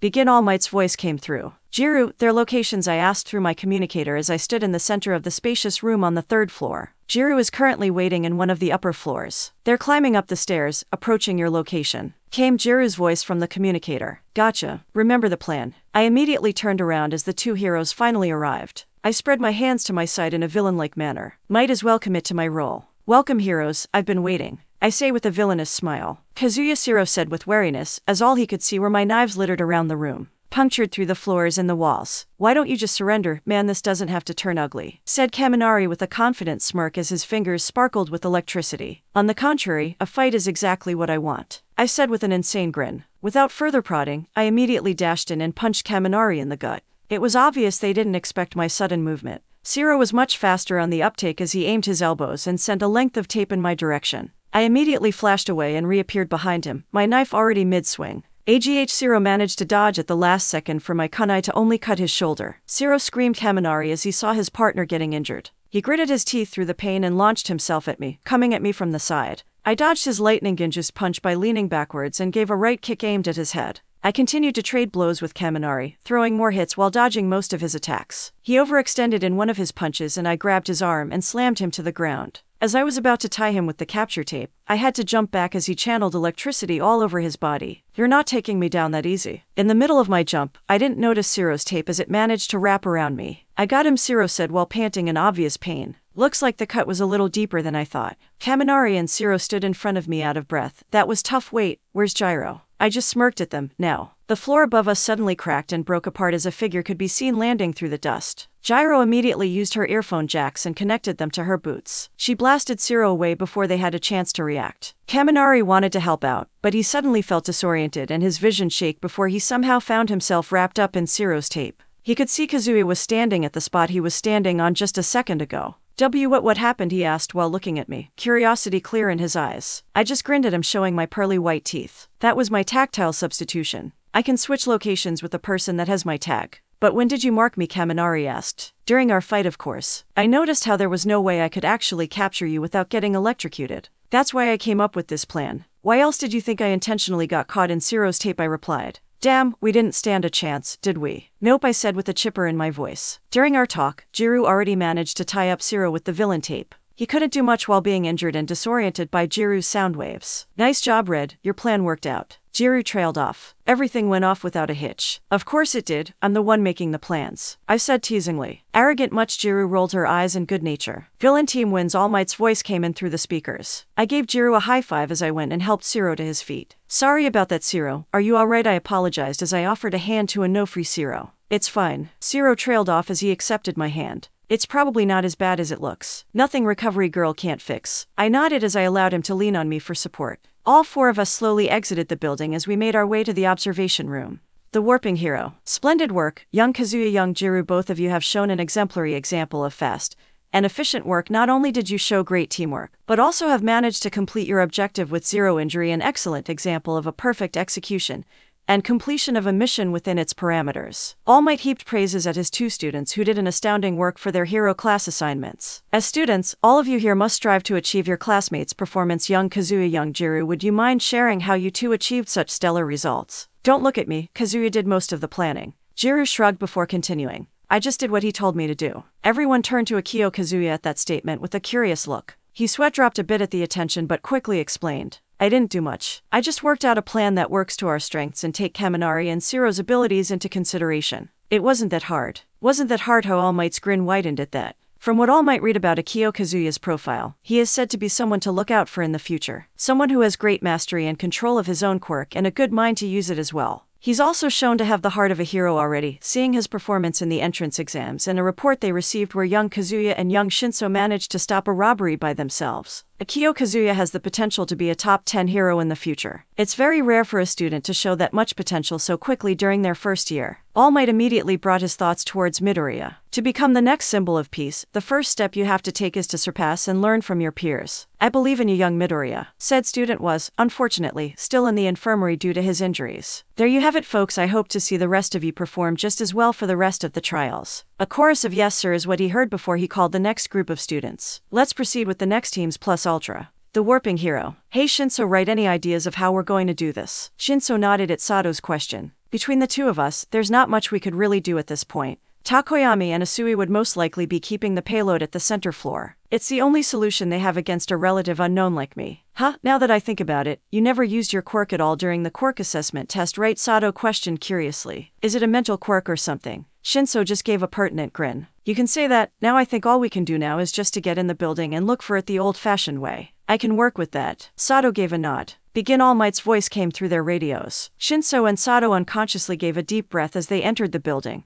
Walking straight for the stairs, they climbed to the second floor and checked every room they passed. They kept doing the same thing until they reached the fourth floor. They entered a room and could see Takoyami standing in the center, menacingly. The nuclear weapon could be seen behind him. You won't get past me, heroes, for you shall be stopped by the darkness. A dark tendril came from Takoyami's abdomen as it grew and grew until it created Dark Shadow in all its prime. Sato sweated a bit at the menacing display, but was otherwise fine. He started to finger one of his pouches that held sugar in one of his large hands. Shinso, however, grew wary, since Asui is currently still nowhere to be seen. So what's the plan here? How you act as distraction, while the frog girl ambushes us from behind? How readable. Takoyami just narrowed his eyes in response. Don't even try to intimidate me, hero. He suddenly stopped talking as his eyes seemingly glazed over. Easy. Shinso just smirked. Now walk away. He couldn't finish his vocal command, as Asui suddenly dropped from the ceiling and tackled him to the ground. Arg, damn it. Sato tried to grab Asui, but she suddenly hopped away and started climbing the walls, dodging Sato's attack. Fumi, what's happening? Dark Shadow screamed as his partner kept being unresponsive. In a panic, he punched Takoyami in the head in a last-ditch effort, breaking the brainwash. What happened? Takoyami came to as he looked around him. He saw Shinso on the ground, while Sato was chasing Asui, who was still hopping around the walls, using her tongue to attack back. Dark Shadow, he called out, immediately using this chance to attack Shinso, who is seemingly vulnerable. Seeing Dark Shadow approach him, Shinso just hissed and activated his artificial vocal cords. Dark Shadow to the left, aim for the guy in yellow, came out Takoyami's voice. Wait, no, that wasn't. Takoyami was surprised to hear his own voice coming out of Shinso. He tried to warn his partner but was too late. Sure thing, Fumi, Dark Shadow replied, only for its red eyes to suddenly gain a purple hue. Gotcha, can't believe that worked. Shinso thought with a grin. What he did right now was a huge risk. Who knew that a sentient quirk could also be affected by his brainwashing?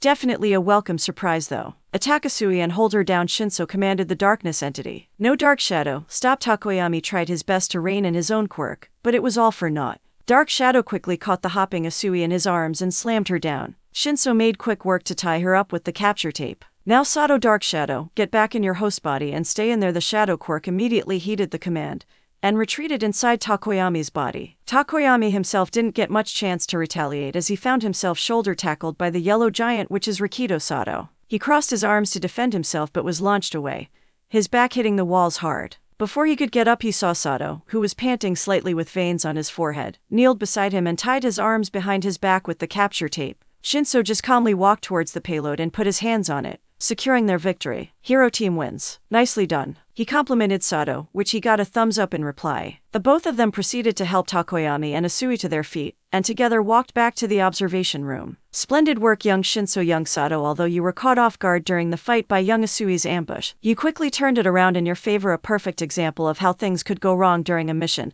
And as heroes, it is your duty to keep pushing forward and secure the victory. Well done. Thank you, All Might Sensei, replied Sato and Shinso. Shinso-san, might I ask what happened? How did you take control over Dark Shadow? Takoyami questioned once they finished the review. All Might just announced the next participants when Takoyami approached Shinso to ask him a question. My quirk is brainwashing, meaning I take over the minds of the people I target. I honestly didn't know if it'd work on Dark Shadow, since he's technically a quirk. It was a surprise, but a welcome one, Shinso drawled out. He intentionally omitted the fact that someone has to reply to him or engage him in conversation for the brainwashing to work, but he saw no reason to parade out that particular fact. I see, perhaps it is because Dark Shadow is in itself unique due to its sentience. Takoyami nodded in understanding. Today was my loss. I look forward to our next fight, if it happens, Shinso-san. Likewise, Shinso's smile grew a little bit wider as they shook hands. He was honestly expecting a much more aggressive response to his quirk being revealed, but it looks like the people at UA are much more lenient and understanding than he thought.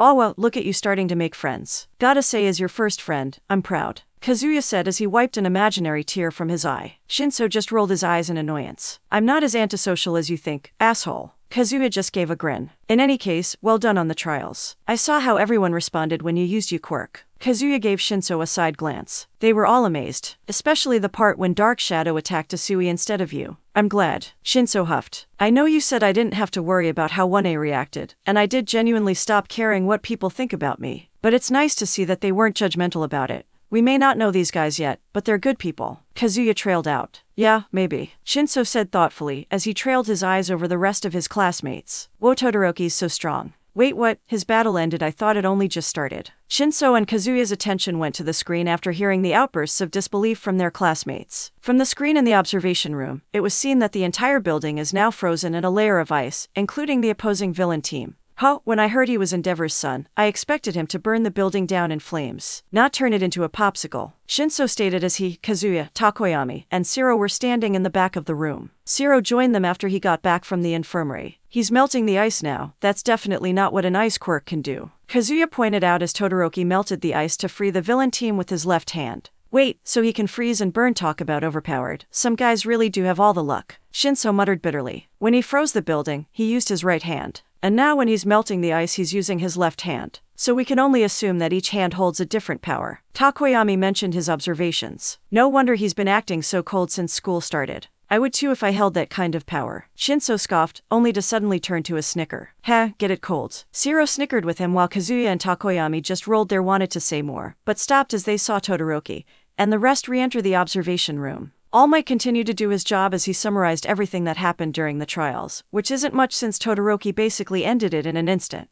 The fights continued well into the evening until we were all finally dismissed and returned to class. Objectively speaking, everything went well, all things considered. The only major injury that happened was Midoriya, and everyone, barring some, managed to show the rest of the class what they were capable of. And the class became closer as a whole. Today's classes were definitely interesting to say the least. In just one day, the news about All Might was teaching at UA spread like wildfire. This caused reporters to quickly gather at UA for 2 days straight, resulting in students getting caught on the gates of UA, unable to enter the school. Out of my way. 3 guesses as to who this particular student is. Hey, aren't you the one that was involved in the sludge villain incident? Uff, what is wrong with these people? Shinso muttered as he pushed his way past the reporters inside the entrance. I heard the media were like vultures, but this is just insane, I said as suddenly, a female reporter thrust her microphone to my face. What's it like being taught by All Might himself? Asked the reporter eagerly. I just pushed past her, completely ignoring the woman, the question, and the camera that's being pointed at my face. How rude, the woman chastised. I managed to catch up with Shinso when we ran into Aizawa-sensei at the entrance of UA. Kazuya, Shinso, make your way to class. I'll handle this. Shinso and I just nodded and walked ahead and made our way to the cafeteria before heading to classes. If becoming a famous hero means dealing with that every day, I grumbled to Hitoshi as we queued to get some drinks. Then I can understand why Aizawa-sensei became an underground hero. Dealing with the media is definitely a headache,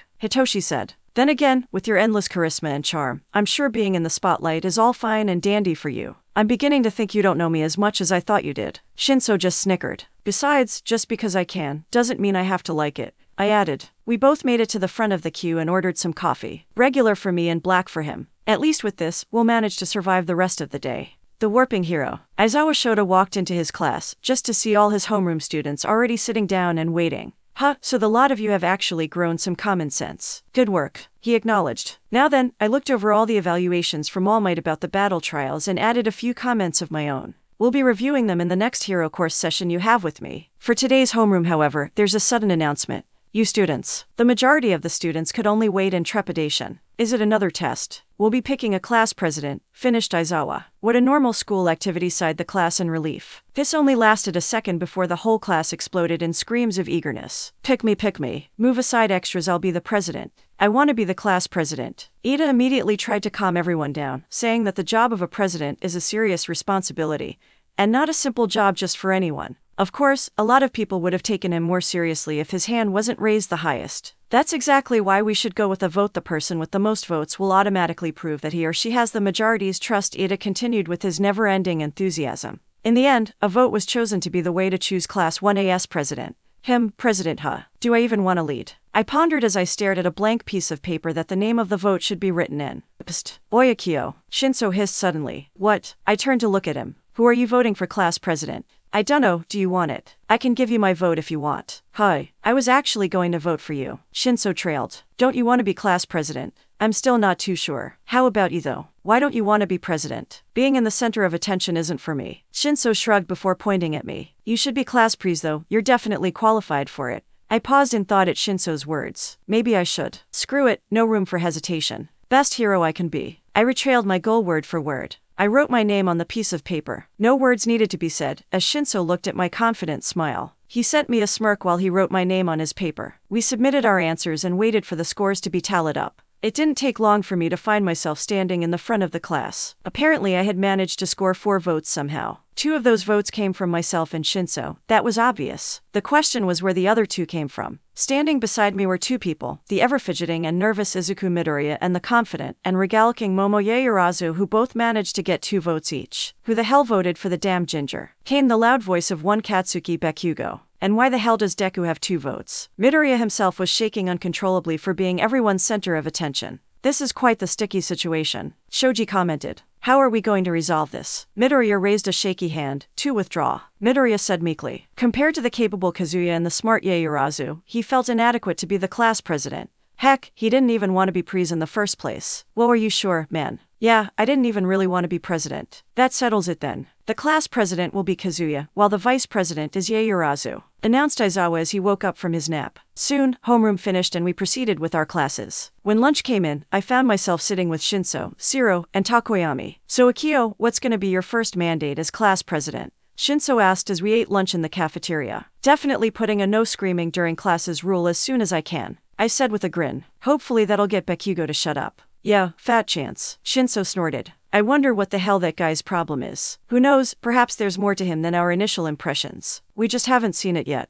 claimed Takoyami. Well, he's definitely not giving people chances to fix that impression of him, that's for sure. Shiro chuckled. Hey Red, mind if we sit here? Jiro interrupted our conversation, carrying her tray of food alongside Yaoyorozu. Not at all, be my guest, I said with a smile. Thank you, Kazuya-san, Yaoyorozu said in gratitude as they both sat down at our table. I just nodded. We're going to be partners now, Yaoyorozu. Looking forward to working with you. And you as well, she remarked. But I'm honestly shocked though. I didn't expect for me to get the job. I initiated conversation for the group. What do you mean? Takoyami said, confused. Didn't you want to be class president? I do, I was just shocked I got 4 votes. I know 2 of them were me and Shinso, but the other 2 were a surprise. One of them was me, Jiro said as she slurped on her drink. She immediately elaborated when I gave her a look. You were pretty cool on our battle trials, what with you planning everything and securing us the win. She shrugged. So I thought, if anyone could be president, it was you. Yeah, same reasoning for me. I mean, you're strong, charismatic, not to mention you took out the 0-pointer too. Shiro revealed. Seemed like a good choice. Wow, I said, a little stumped. Thanks guys, I really appreciate it.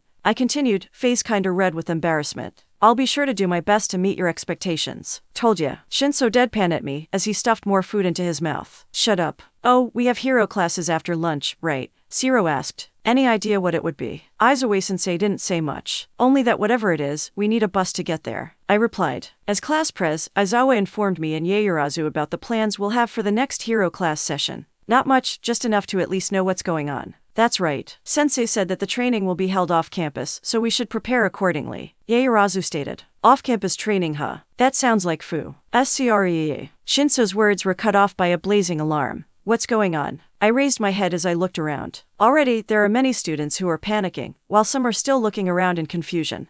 Hey, what is security level 3? Shinso roughly grabbed the sleeve of one of the upperclassmen to question him. It means someone has infiltrated the building. This has never happened in the 3 years I've been here. You first years better evacuate quick. Who the hell is bold and stupid enough to do that? Jiru grumbled. This is UA. It doesn't matter, for now we should move, I said as our group started making our way to the doors. That proved to be a mistake, however, as everyone started to push and shove everyone else in a mad rush towards the emergency exit. The exit quickly becoming a bottleneck. Stop pushing. Oh damn it. Quit shoving me, asshole. I grunted as someone's elbow roughly smacked me in the ribs. I pushed them back, only to widen my eyes when I saw that the media was the one to breach the school through the window. Eraserhead and Present Mike were already there, guarding the nearest entrance to the school itself. I quickly tried to think of a way to solve this issue when I heard a shout. That's enough. Standing in front of the exits was a muscular boy who had blonde hair and a cowlick and bright blue eyes. Although he was smiling, it was obvious to see from his posture that he was annoyed. You're supposed to be students of UA, so stop acting like hooligans. Some people are getting injured, so calm down. This might not even be that big of an emergency. This came out as a shock to most of the third years in attendance. Tagada Mirio is a very cheerful person and very rarely do they see him get annoyed.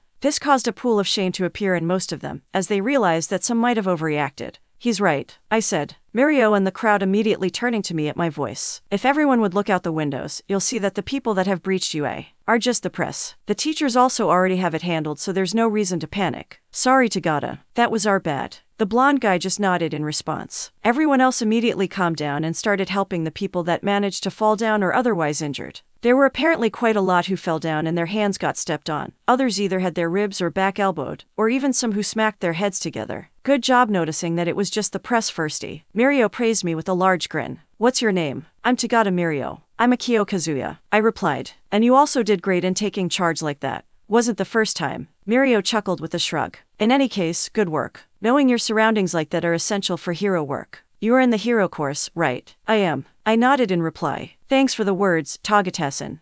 Anytime, he said. Anyway, I have to get back to class. It was nice meeting you, Kazuya-san. Ah, likewise. I met back up with my classmates as soon as everything started dying down. I reassured them that I was alright and everyone praised me for taking charge of an emergency situation. We all made it back to class to wait for our homeroom teacher. The warping hero. Hey Mirio, are you okay? A familiar high-pitched voice came through, alerting Tagada Mirio who exactly appeared beside him. I'm fine, Nejair. He reassured his energetic friend. Nevertheless, you did great taking charge like that. I was actually disappointed. The first years I get, but the third years shouldn't have went to panic like that. Especially the hero course. They should know better. Tamaki Amajiki made his thoughts known as he walked beside his two best friends. Together, the trio makes up the big three of UA. The strongest, and by extension, the most accomplished students to currently study in the institution. Nini Mirio, who was the first year that helped you take charge of the crowd like that. He was pretty awesome. Do you think he has some kind of sensory quirk that made him notice it was only the reporters? Or do you think that it was just a coincidence that he looked out the window? Or maybe he was the only one with a clear head to actually look for the cause of the breach. The only ever bubbly and energetic Nejair Hato kept spouting out theories on the first year's existence. Thankfully, the other two were used to their friend's antics and managed to keep up with what she's saying.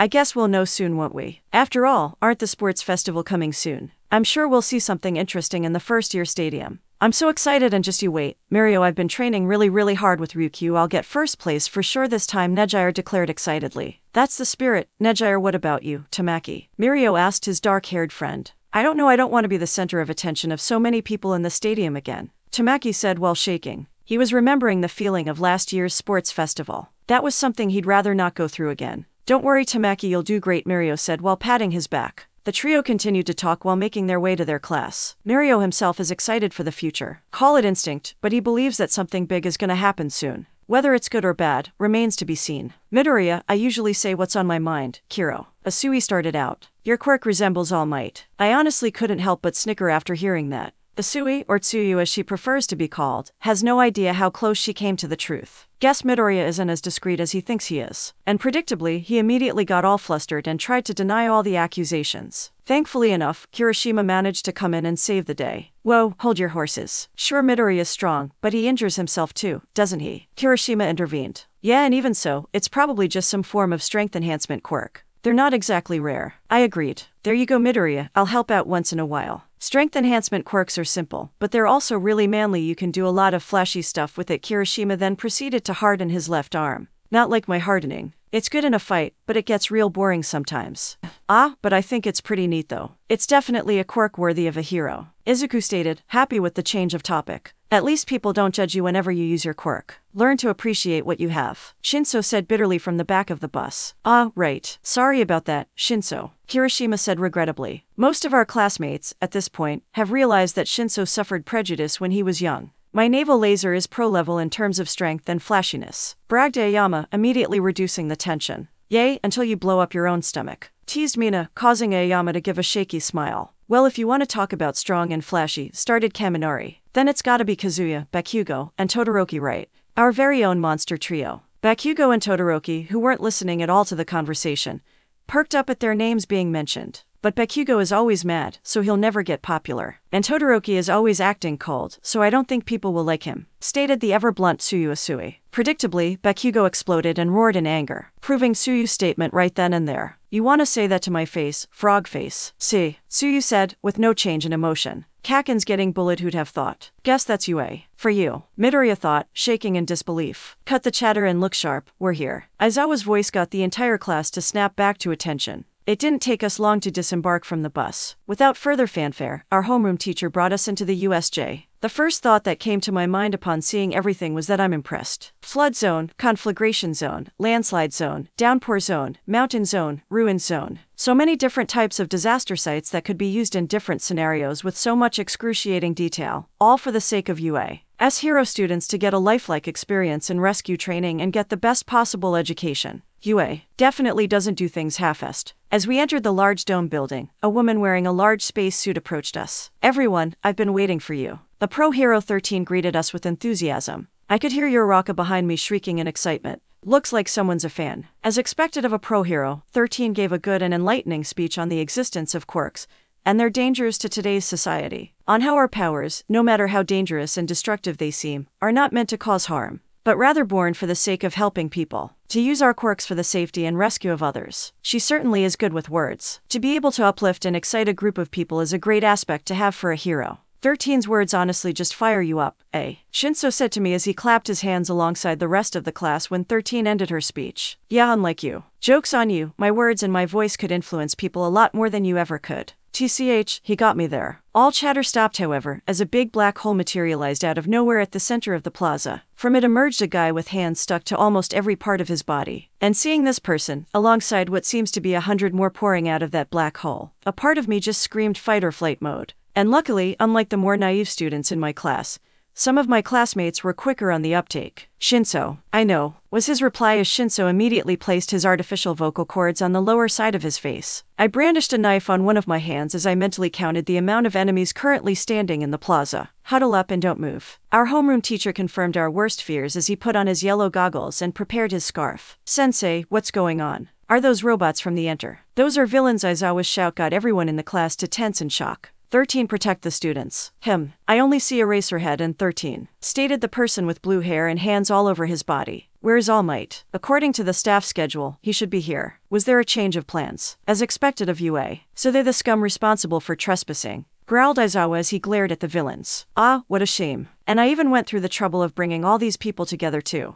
All Might, the symbol of peace. I wonder if he'll come if we kill some kids. That particular sentence sent a shiver down a few of my classmates' spines. Villains. How'd they get in here? Shouted Kirishima. Sensei, don't we have motion detectors in the buildings? Asked Yaoyorozu. We do, answered 13, hesitantly. Doesn't matter, barked Aizawa. Seeing as they're in a precarious position, Aizawa started giving out orders. 13, begin evacuation. Get the students out of here and protect them. 13 nodded and started to steer the students to the gate. Kaminari, see if you can reach the school with your communicator. Yes, Sensei, Kaminari shouted. Kazuya, can you use your quirk and get to the school? Aizawa asked. Sorry, Sensei. I said with a shake of my head. I didn't leave any tags in school grounds, didn't see the need for it. Aizawa just nodded. Head for the exit, Kazuya. I'll handle this. But, you can't take on all those villains by yourself, Midoriya said, worried. No good hero is a one-trick pony, Midoriya. Just focus on getting out of here. Now move, Aizawa said to Midoriya, before jumping towards the villains below. Using his quirk and capture scarf, Aizawa engaged the villain in battle. Just looking at the fight, it was painfully obvious that regular thugs stood no chance against an experienced pro. Aizawa took out most of the villains in seconds, without much effort.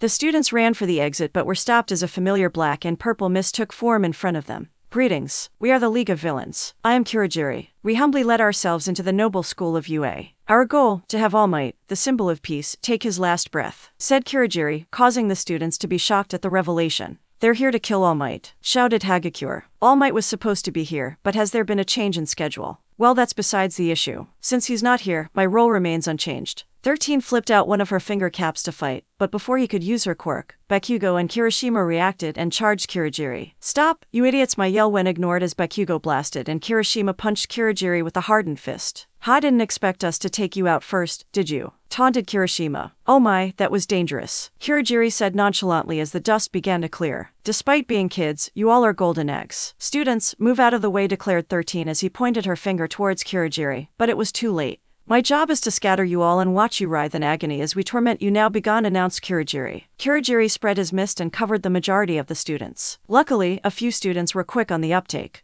Ida had managed to grab whoever was nearest to him and dashed out of the mist. Shoji grabbed the few who were next to him and managed to anchor himself down. As soon as I saw Kurogiri make his move, I threw a kunai sideways and teleported away before the mist could get me. The rest tried to stabilize themselves, but didn't manage to get away as they were absorbed by the portals. Everyone shouted Ida in worry as the mist dispersed. Quite a few students managed to dodge. How impressive, mused Kurogiri. Putting her worry for the students at the back of her mind, 13 continued to study her opponent for an opportunity to strike. Shoji and Sato, who were among the ones to not get transported away, immediately charged Kurogiri with their fists raised. No, don't move out of before 13 could finish her sentence. A trip-wronged kunai whooshed in front of her, heading towards Kurogiri. I appeared in the middle of Kurogiri, Sato, and Shoji in a red flash. I grabbed both Sato and Shoji and reappeared among my classmates. What the? Whoa. Now, sensei, I shouted. As expected of a pro hero, 13 didn't even hesitate and immediately used her quirk against Kurogiri. Wasps of air began being sucked to her finger like a black hole. Kurogiri's mist-like body began to be absorbed by 13's quirk. The mist villain, however, opened a portal behind the space hero and used her own quirk against her. Sensei. No. The worried voices of my classmates began to ring all over the plaza. Seeing a teacher be taken down caused panic to overrun the class. Calm down, I shouted. Now's not the time to panic. Looking around me, I immediately started hashing out orders to the rest. Zero, see if you can patch up 13's injury with your tape. Shoji, can you detect where everyone is? I managed to put up a tag on Shinso earlier, so I know he's still in the building. See if you can find everyone else. Got it, Zero responded as he immediately went to help 13, with Uraraka helping him. Shoji replied with a nod, as he spread his limbs high in the air, his arms turning into eyes and ears. Ida, we need to get you to that gate. You have to run back to the school and tell them what's happening.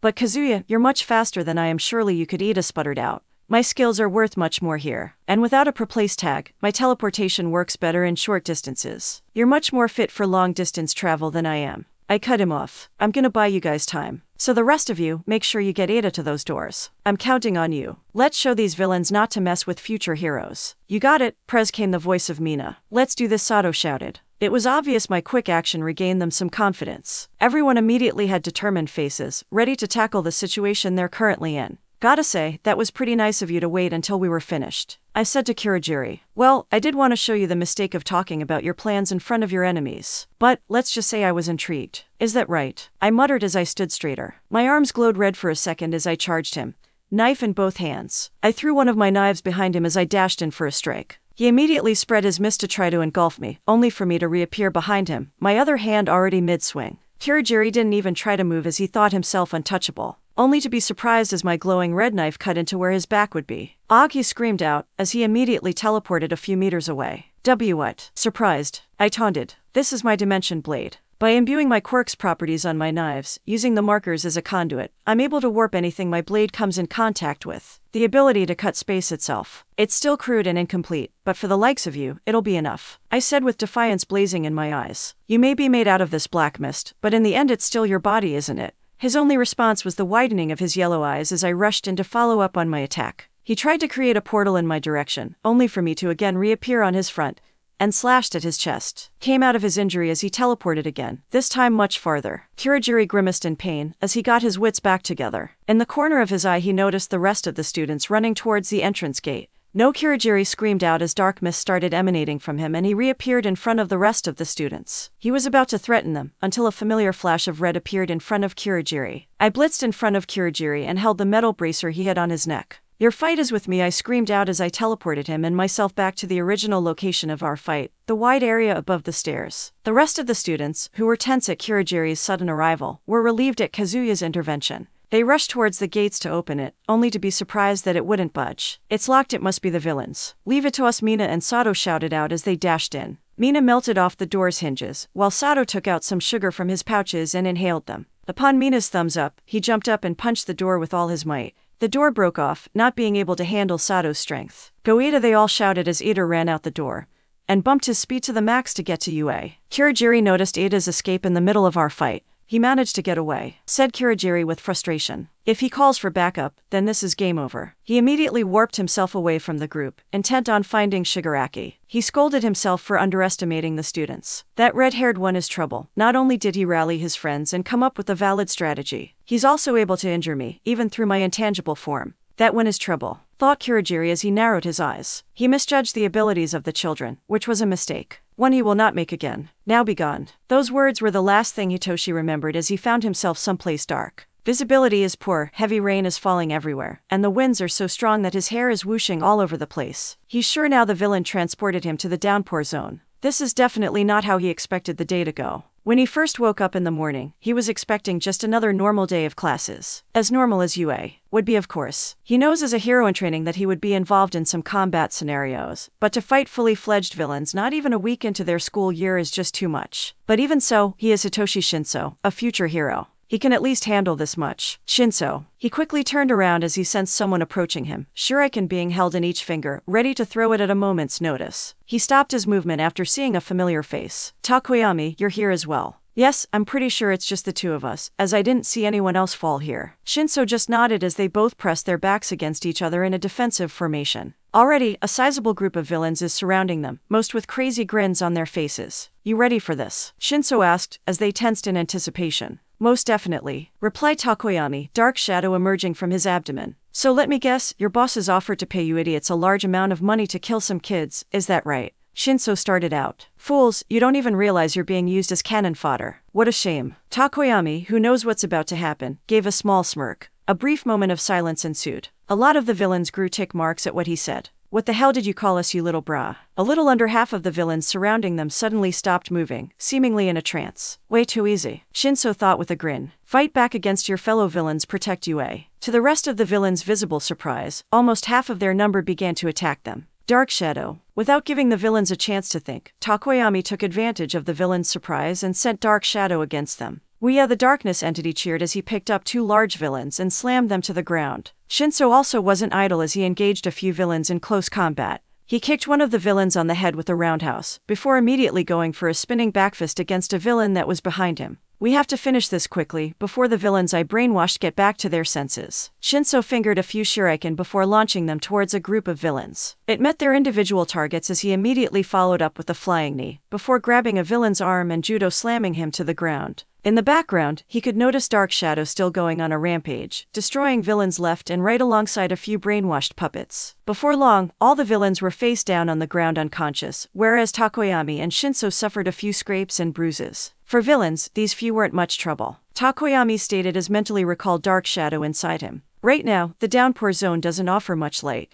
It wasn't wise to let Dark Shadow out in the darkness for too long. These guys are just nameless grunts. It's the ones at the fountain area fighting Aizawa-sensei that we need to worry about. Them, and the mist villain, Shinso said, as they began running. We need to quickly check on our classmates, Takoyami continued. The mist villain must have dropped us into the different parts of USJ. If these are the villains that our classmates are facing, then I'm confident that they're fine. Our friends won't lose to drags like this, Shinso assured. I'm more worried about Eraserhead. I say we should head to the fountain area to back him up. Takoyami was quiet for a while, before he replied. If you have such confidence in our classmates' abilities, then so shall I. Let us come to our teacher's aid. They said nothing more as they ran through the rain towards the center of the building.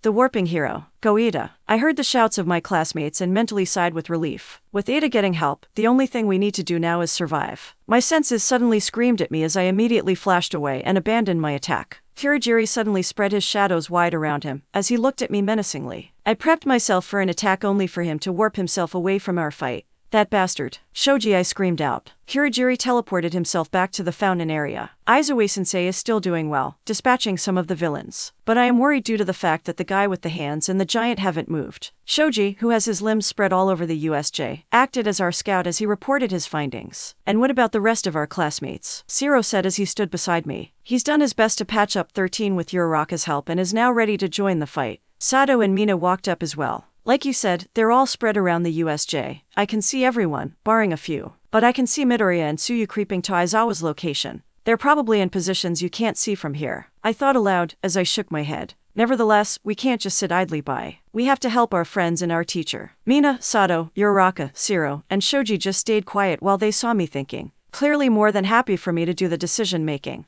I nodded as I thought of our next move. All right, here's the plan. Mina, Shiro, you're with me. We're gonna try and help out Eraserhead in the fountain area. The two quickly nodded. Shoji, you keep doing what you do best. I need you to stay here and act as our scout. Keep relaying any information you see or hear. Got it. Shoji nodded. Sato, Uraraka, I need you two to stay here at the stairs. Protect Shoji and 13 however you can. There are still villains around and chances are they could be coming up here to secure the entrance. Your classmates would also most likely make their way up here after they get back from their zones. You got it, Kazuya. Leave it to us. I nodded with a smile. Before I could say anything, however, I was cut off by a panicked shout from Shoji. Kazuya, it's SENSEI. Hearing his tone, everyone quickly shuffled to the edge of the stairs. They could only freeze as they looked out into the central plaza in horror. Eraserhead lay broken on the ground, their homeroom teacher currently pinned down by a monstrous being with an exposed brain. Arms snapped like a twig and bleeding a huge puddle of on the ground, unable to move. ERASERHEAD. SENSEI. They all looked at Kazuya for instruction, only to see him already flash away. Mina, come on, we have to back up, Kazuya, Shiro screamed. Mina, who was frozen in shock at the sight of their broken teacher, broke out of her stupor and looked to Shiro. All right, let's go. The two of them ran as quick they could down the stairs, Shiro using his tapes to swing down while Mina slid down with her acid. Up ahead, they saw Kazuya running ahead with a knife in hand. No, they heard Kazuya scream as he launched a knife flying through the air. The warping hero. No way, Midoriya thought with shock. How did it come to this? Just a few seconds ago, we were cheering on Aizawa taking down the villains at the plaza. But everything just went wrong when the bird monster joined the fight. Aizawa didn't even have a chance to react against someone like that. The anti-symbol of peace. Is he serious? A villain said to be the trump card against All Might. He could feel his eyes widening and his heart rate shooting through the roof. How do we get out of this? He thought with worry. Suddenly, a black mist formed up beside the hand's villain, only to take the shape of a person. Tamura Shigaraki, the mist villain, announced. Kurogiri Shigaraki greeted, before taking a good look at his ally. What happened to you? Was 13 stronger than we thought? Questioned Shigaraki, noticing the injuries on Kurogiri. I managed to incapacitate her without trouble. However, there were some issues. Kurogiri stated. There were some students I couldn't warp away, and one of them escaped. Who? Shigaraki started scratching his neck frantically in anger. If you weren't our ticket out of here, I'd turn you to dust. That's not all, Kurogiri continued. One of the children, he is trouble. Kurogiri started slowly. He has red hair and has a quirk that could teleport, similar to mine. He is capable of touching me, even in my intangible form. So that's how you got the injuries, so we have an NPC with cheats. How interesting. Shigaraki gave a maniacal grin. It would be wise not to underestimate him. Tamura Shigaraki. They're just kids, Kurogiri. There's nothing to worry about, Shigaraki stated, arrogantly. Kurogiri just shook his head in disappointment. Hopefully, he learns from this experience. Red hair. Teleportation quirk. That must be Kazuya. They managed to get someone out of the building. Which means the rest of the teachers are probably on their way here, thought Midoriya with relief. Looks like things weren't as bad as he thought. That's good to hear, Kiro. Tsuyu said with obvious relief. We're not out of the woods yet, we have to. Before Midoriya could finish his sentence, they were stopped by Shigaraki lunging towards their location, hand outstretched. Midoriya could only watch in trepidation as the hand slowly reached towards Tsuyu's face. He tried willing his body to move, but it just won't budge. At the back of mind, he could hear the muffled sounds of someone screaming. Shigaraki was only a few meters away when a familiar trip-pronged kunai flashed in between Tsuyu and Shigaraki. A red flash later, Midoriya found himself at the center plaza with Tsuyu, gazing at the spot they were just standing on moments ago. Up ahead they could see Shigaraki lying face up on the ground, as if he just got kicked in the chin. Doria, Midoriya, are you okay? The face of 1A's class president is what greeted him the moment he got his mind back together. Why yeah, I'm fine, but Asui. I'm fine, Kiro. And I told you to call me Tsuyu. Tsuyu assured. Thanks for the save, Kazuya. Kazuya just nodded in reply before looking back towards the villains. Shigaraki just got back up with anger visible on his face. Kurogiri stood beside him, while the Namu still had their teacher in its grasp.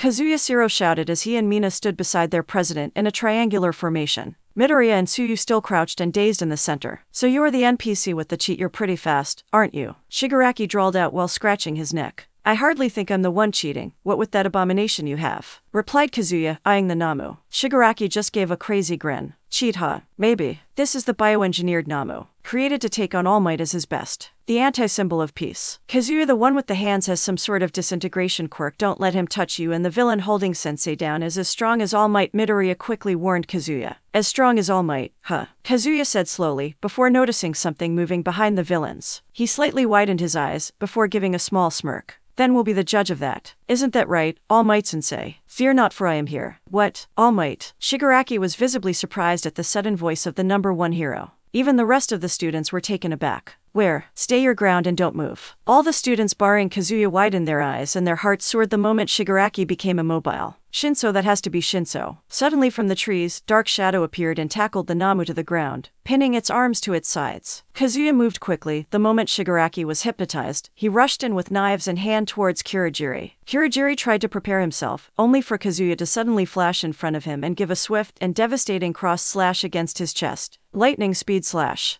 Arg. Kazuya reappeared behind Kurogiri, who now has a X-marked slash visible across his shadowy chest. Kazuya panted hard in exhaustion, as looked behind him at Kurogiri, who fell to one knee after his injury. The rest of the class didn't stay idle. When the fighting began, Shiro, with Midoriya's help, immediately secured Aizawa and tried to patch him up as best he could. He then continued to help Dark Shadow, who is currently trying his best to restrain the Namu by taping it to the ground. Although he doubted his tape is strong enough to hold back something as strong as All Might, he makes up quality with quantity. Mina went on to help Shiro restrain the Namu with the tape, while Tsuyu quickly brought the injured Aizawa back to the entrance. She returned not long after and stayed put as support to keep an eye on everyone, just in case anyone needed to be pulled back with her tongue. Kurogiri grimaced in pain as all the injuries he took had started to take a toll on him. He looked towards the one student that had been a major bane in his existence. NOMU, Kurogiri called out. The Namu perked up in its position at the voice of one of its superiors. Kazuya didn't hesitate and once again went in for the attack, not wanting Kurogiri to finish his order. He flashed behind Kurogiri, only to be surprised as Kurogiri swiped his hand towards Kazuya's direction. Having his senses screaming at him to dodge, Kazuya did exactly that as he teleported away and landed in a heap.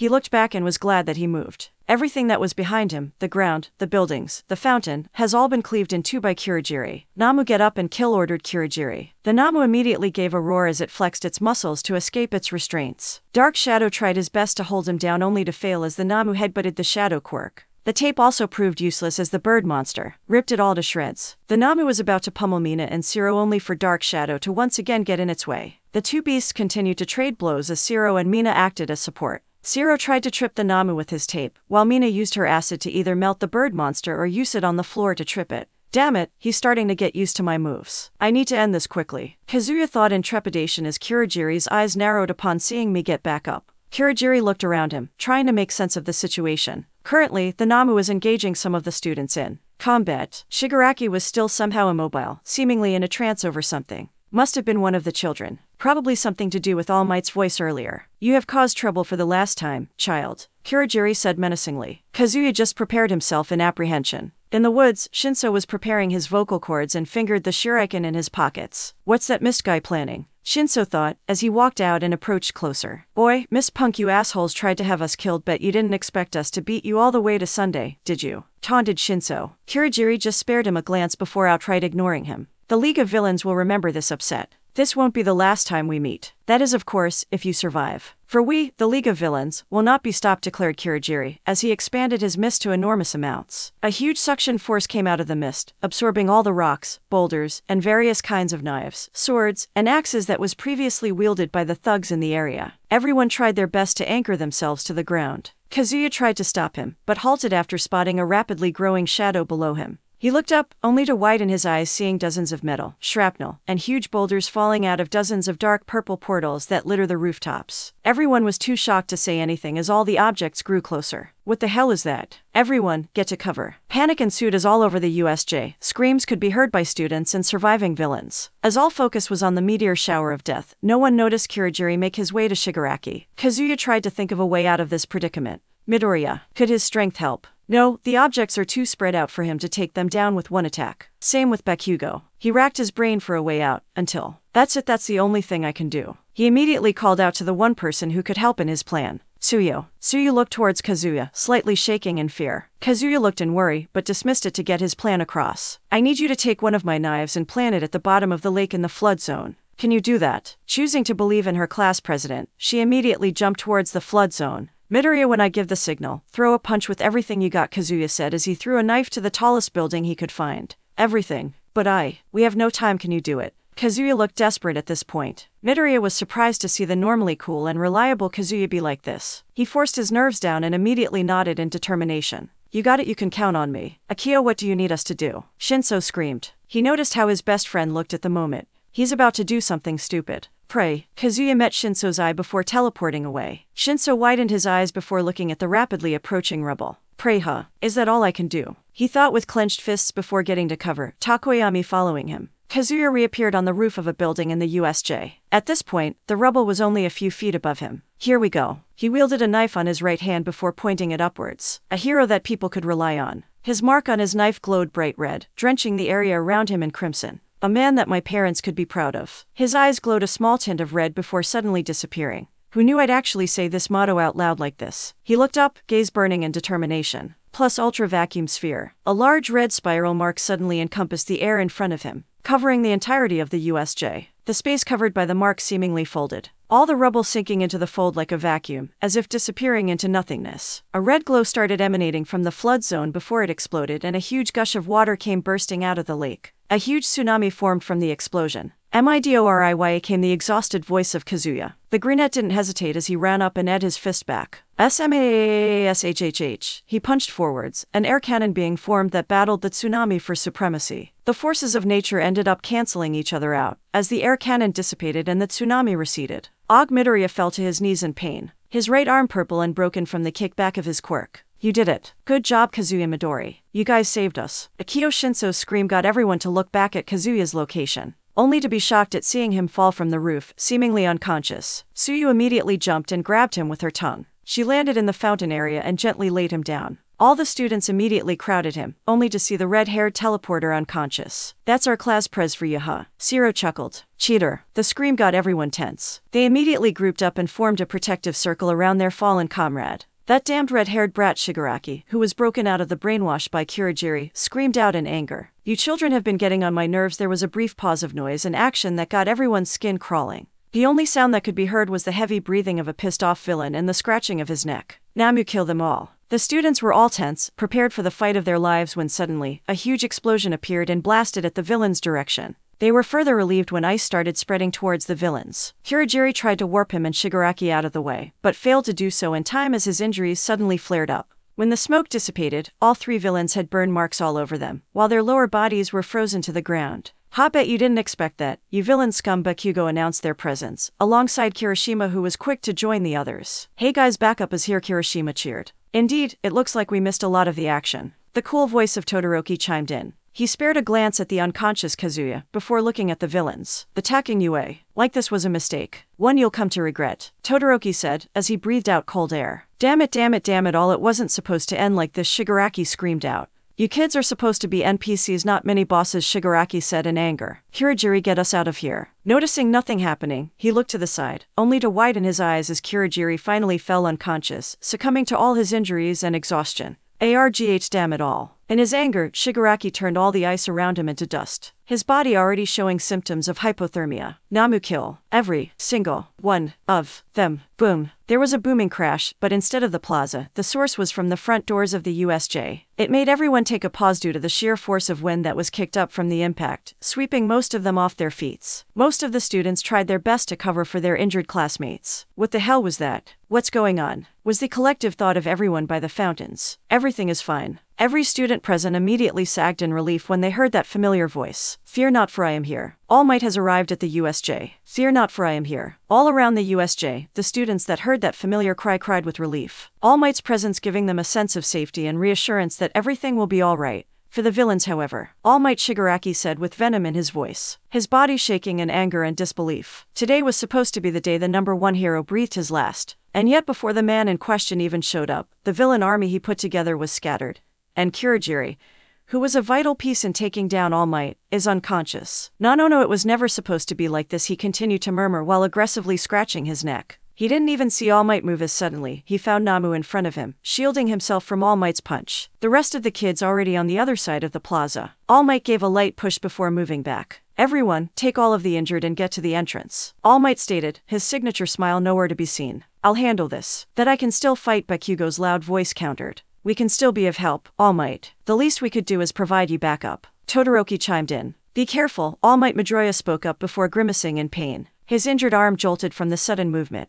The brain villain has a shock absorption quirk, and he can also regenerate from any injury. The hands villain could disintegrate anything he touches with your time. Young Midoriya. All Might turned to look at the students, a big smile on his face and his usual pearly white teeth glinted under the light as he struck a pose. What surprised everyone was that as ridiculous the pose looks, it somehow gave everyone a sense of assurance. This is what it means to be the #1 hero. His very presence itself is the definition of safety. Fear not. Namu the hulking bird monster perked up at the voice of its superior. Take All Might with everything that happened. I won't be satisfied until I kill one of the children. His words sent a chill down the spines of the less hard-minded students. I won't let you. All Might dashed ahead to punch Shigaraki, only to meet the Namu midway. The winds of their clash sending everyone off their feet. Shigaraki anchored himself down and skirted past the fight by running across the edges of the battle towards the students. All Might noticed this and tried to interfere, only to be held back by the Namu. Shigaraki continued to run towards the students, his injuries only slightly hampering him. Bakugo, who saw this, immediately gave a deranged grin. Come on then, you hand freak. Bakugo blasted himself forwards and gave an explosion-enhanced hook towards the villain.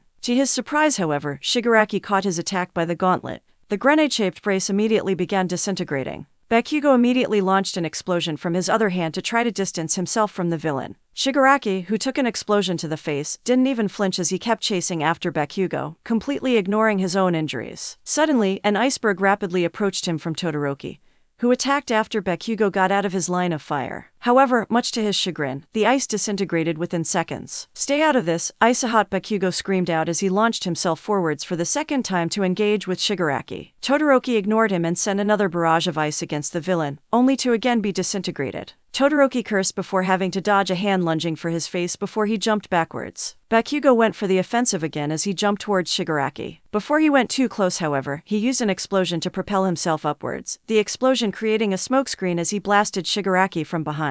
Shigaraki grunted as he was launched away before rolling to a stop. He tried getting up but was suddenly frozen to the ground, with only his head free from the ice. Bakugo landed with a grin and immediately aimed his one remaining gauntlet against the frozen villain. I've been saving this since the start of this shitshow. He pulled the pin holding the trigger on the gauntlet, firing a massive explosion against Shigaraki. Bakugo just stood there panting as he finally lowered his arm. Is that bastard down yet? Once the smoke cleared, everyone could see the Shigaraki lying down on the ground unconscious. Second-degree burns mark his body from head to toe. Nice one, Bakugo. You got him. Heh. The blonde student just gave a satisfied grin at his work. SMASSHHH was what everyone heard as they looked back towards All Might's fight, only to see him punt the bird monster all the way into the skyline. All Might panted in exhaustion as he looked towards the students with a smile. Splendid work, students, you have all done me proud. Now please, head to the entrance. I'll check around to make sure all the villains have been subdued, he said with a thumbs up. Ah, sure thing, Allmig. Before Kirishima could finish his sentence, a black goo-like substance suddenly came out from the unconscious bodies of the two main villains, much to everyone's surprise. All Might was about to run ahead to secure them before he felt himself weaken. Damn it, I'm at my limit at this point. He was barely able on keeping up his buff form. The rest could only watch as the substance swallowed Shigaraki and Kurogiri whole before they disappeared. The Warping Hero. On a warehouse in the center city of Kamino, two bodies appeared out of thin air. They fell unceremoniously in front of a man that was strapped to a table. He was missing eyes, upper face a mass of scar tissue. To think they would suffer this much of a defeat. The man said, looking at the injuries that riddle the two bodies. TCH, I knew trusting that child Shigaraki was a bad idea. Another voice came through. Relax, doctor. We still don't know the details of their defeat after all. The man said to the doctor, placating him. But what of our creation? Did you retrieve him? The doctor mentioned. He went to the bodies and brought them to an operating table to start treatment. The Namu was unfortunately out of my range. Well, that's a shame. The doctor gave a sigh. I still don't believe Shigaraki is the right person for this. It'll be fine. I believe this loss will only make them stronger. Have faith, doctor. The doctor stayed silent as he continued to treat their injuries. Tamura will become the next symbol of evil. I can already foresee the day when the world will know terror he represents. The man chuckled. Celebrate while you can, All Might. Celebrate this farce of a temporary peace. The warping hero. To think that after all the precautions and security measures placed on UA, that USJ would still be brazenly attacked like this. The villains are getting bolder. These are the thoughts of Principal Nezu, the current principal of UA, as he analyzed the attack the villains conducted at USJ. The principal is currently overseeing the cleanup of USJ by the teachers and the police. Speaking of which, 4 people with major injuries, 2 who are Pro Heroes 13 and Eraserhead, and 2 students with the names Akio Kazuya and Izuku Midoriya. 13 suffered lacerations on her back due to her own quirk used against her. Eraserhead has multiple fractures on his face, broken ribs, a fractured right arm, and most likely a concussion. For the students, Kazuya seems to have passed out from a case of severe quirk exhaustion, while Midoriya has a broken arm. The other students also suffered injuries, though none are as severe as these 4. Reported Detective Tsukachi said to Principal Nezu. "Thank you, Detective," said the principal. "Some of my officers have found the bird villain mentioned by All Might and some of the students in a thicket in the area," Tsukachi mentioned. "Oddly enough, it didn't resist capture, and it's not even responding in any way. In any case, I hope to do a total sweep of the school, if you don't mind." "Well, of course, do what you think is necessary, Detective," Nezu said. Well, of course, there was no reason to limit the police's investigations, especially due to his current suspicions. Having the police do a comb-over of all the school grounds and faculty could only do some good. He dearly hopes, though, that his suspicions are incorrect, for any otherwise would only be devastating for UA. Much later at the school, the faculty were holding a meeting to discuss the recent attack. "We believe the attack on USJ was predetermined and well-planned. Even though they suffered defeat, just the mere impact of knowing they successfully infiltrated school grounds is troubling." Nezu started the meeting. "A new and upcoming villain group. The League of Villains. How troublesome. We'll need to completely revamp the security systems," Cementos said. "Warping quirks are rare and dangerous enough. To think one of them had to go and turn villain." Midnight. Speaking of warping quirks, All Might stated in his weakened form. He hasn't recovered completely, but it's enough to attend the current meeting. Unlike Aizawa and 13, who are currently still being treated. Although all the students performed admirably, young Kazuya truly went above and beyond for his fellow students. He is indeed very impressive. Agreed, Nezu. I have seen the footage that we managed to procure from the cameras around USJ. Not only did he manage to rally the students, but he also fought and held his own against one of the villain's leaders. But he didn't get out of it unscathed, Recovery Girl said with a sigh. We're looking at one of the extreme cases of quirk exhaustion. It doesn't help that his quirk is supplied with his own stamina. With him being completely drained of energy, I couldn't help him at all. It could be a while until the boy wakes up. The rest of the teachers listened to those words with worry and guilt. This was a student, for God's sake. It was supposed to be their jobs to protect them. And yet they allowed one of the people they were responsible for go to a self-induced coma to protect his friends. These are children, God admit. They're not supposed to go through something like this. Not yet. If only I wasn't so foolish and wasted my time. All Might grimaced. It wasn't just him though, the rest of students did very well despite this being their first run-in with villains. Present Mike stated. Sure, there were a few close calls but most of them were pretty level-headed going into this. That Bakugo and Todoroki managed to subdue Shigaraki as well. And don't forget how that Kazuya thought up of a plan to save the students back at the entrance against Kurogiri, and when they faced that emergency with Kurogiri's move. Snipe added. Indeed, the class of 1A all put their lives on the line to be thrown into a fight so young and survive. These students have realized how terrifying the world could really be, and they all will only get stronger from it, said All Might with triumph. This batch of first years is definitely one with the highest potential we've seen yet. Nezu continued. Even though villainy seems to have gotten bolder, we can all rest assured that the future is in great hands. However, it is our jobs to nurture them as best we can. Every teacher nodded with determination. This will be the last time something like this happens if any of them have anything to say about it. That's for sure. Snap. The sound of flesh hitting a training dummy could be heard as Shinso continued to practice at the gym he used to learn from all those years ago. His thoughts were brought back to the recent attack he and his fellow classmates fought in. Shinso gritted his teeth as he thought back to the condition of his best friend after he essentially saved the lives of everyone in the class. The USJ incident had made him so dreadfully aware of his own shortcomings that he knew he should rectify immediately. Once the villains knew his quirk, he did nothing else but watch as the rest of his classmates fought for their lives. He had Shigaraki in his clutches and did nothing out of the fear that the brainwashing would be broken through. He could have done anything, and it would have been better than standing like a bystander not knowing what to do. And now, Akio paid the price of his incompetence. It's been 4 days and he still hasn't woken up from his coma. He tried grilling the teachers for more details but they wouldn't budge. All they said was that he's resting and would make a recovery. In the end, he freaked out. It was their first run-in with an actual villain. Not just random 2-bit thugs from the streets, but actual cold and ruthless villains. The fact was that he panicked and his mind just went blank. Even after years of training, all of it is useless if one isn't prepared mentally. Among all his classmates, he was among the few who walked away relatively fine. Only a few bruises, a mild case of physical exhaustion, and a wounded ego. It is a traumatic experience, but he can get over it. Their experiences in USJ are what pro heroes face on a daily basis. This is nowhere near enough to make him quit, just as he is confident that Kazuya will be the same. That's why he's here now, to further hone his abilities and make sure his training doesn't dull. If he was stronger, faster, deadlier, then he wouldn't just be an observer the next time this happens. His weakness was also proven in his confrontation against Kurogiri. When he tried to use his quirk the second time, Kurogiri didn't fall for the bait as he just completely ignored Shinso's attempts at conversation. He needs to find a way for his quirk to work on smarter opponents who are able to pick apart on how his quirk works. But those are thoughts for another day. Today, he's here to simply get stronger. In cases where his quirk simply won't be enough, perhaps I should look into more support items. Ones that are able to help in takedowns. It's an idea that has been going around his mind for quite a while. Perhaps some kind of taser or electric-based weapons. He's heard Jiro talk about how Kaminari managed to take down villains by acting as a human stun gun. Maybe he could use a weapon that could create the same effect. In any case, he won't give up. The path of a hero is one of constant struggle. Surpassing his limits is something he's been doing since long ago, and doing it again and again is what he plans to do. To be a hero that children with villainous quirks everywhere could look up to. He will be that person. He will keep the promise he made with his friend. That, he is sure of. The Warping Hero. In the safe confines of his room, Shoto Todoroki is currently sitting on his bed, thinking. It was something he found himself doing frequently ever since the attack on USJ. This was due to what happened during his fight with Shigaraki. The entire time, all he did was slow down Shigaraki while Bakugo was the one to actually do any kind of damage towards the villain. His ice was turned to dust in seconds, incapable of doing anything else besides act as a distraction. He clenched his fists at that thought. In the back corners of his mind, he realized the fact that flames, as a non-solid element, couldn't get disintegrated. But that would mean using fire, his fire, and he refused to entertain that thought for even a second longer. In the end, Todoroki just realized one of the weaknesses of his ice, one that could probably be rectified with more training. He nodded in place as if to convince himself, as he immediately stood up and went to the training room in his home. He didn't have to worry about running into Endeavor on the way, since that man is still out doing hero work at this time of day. But a linger of doubt stayed within him, a voice in his head calling himself a hypocrite. But as always, he ignored it.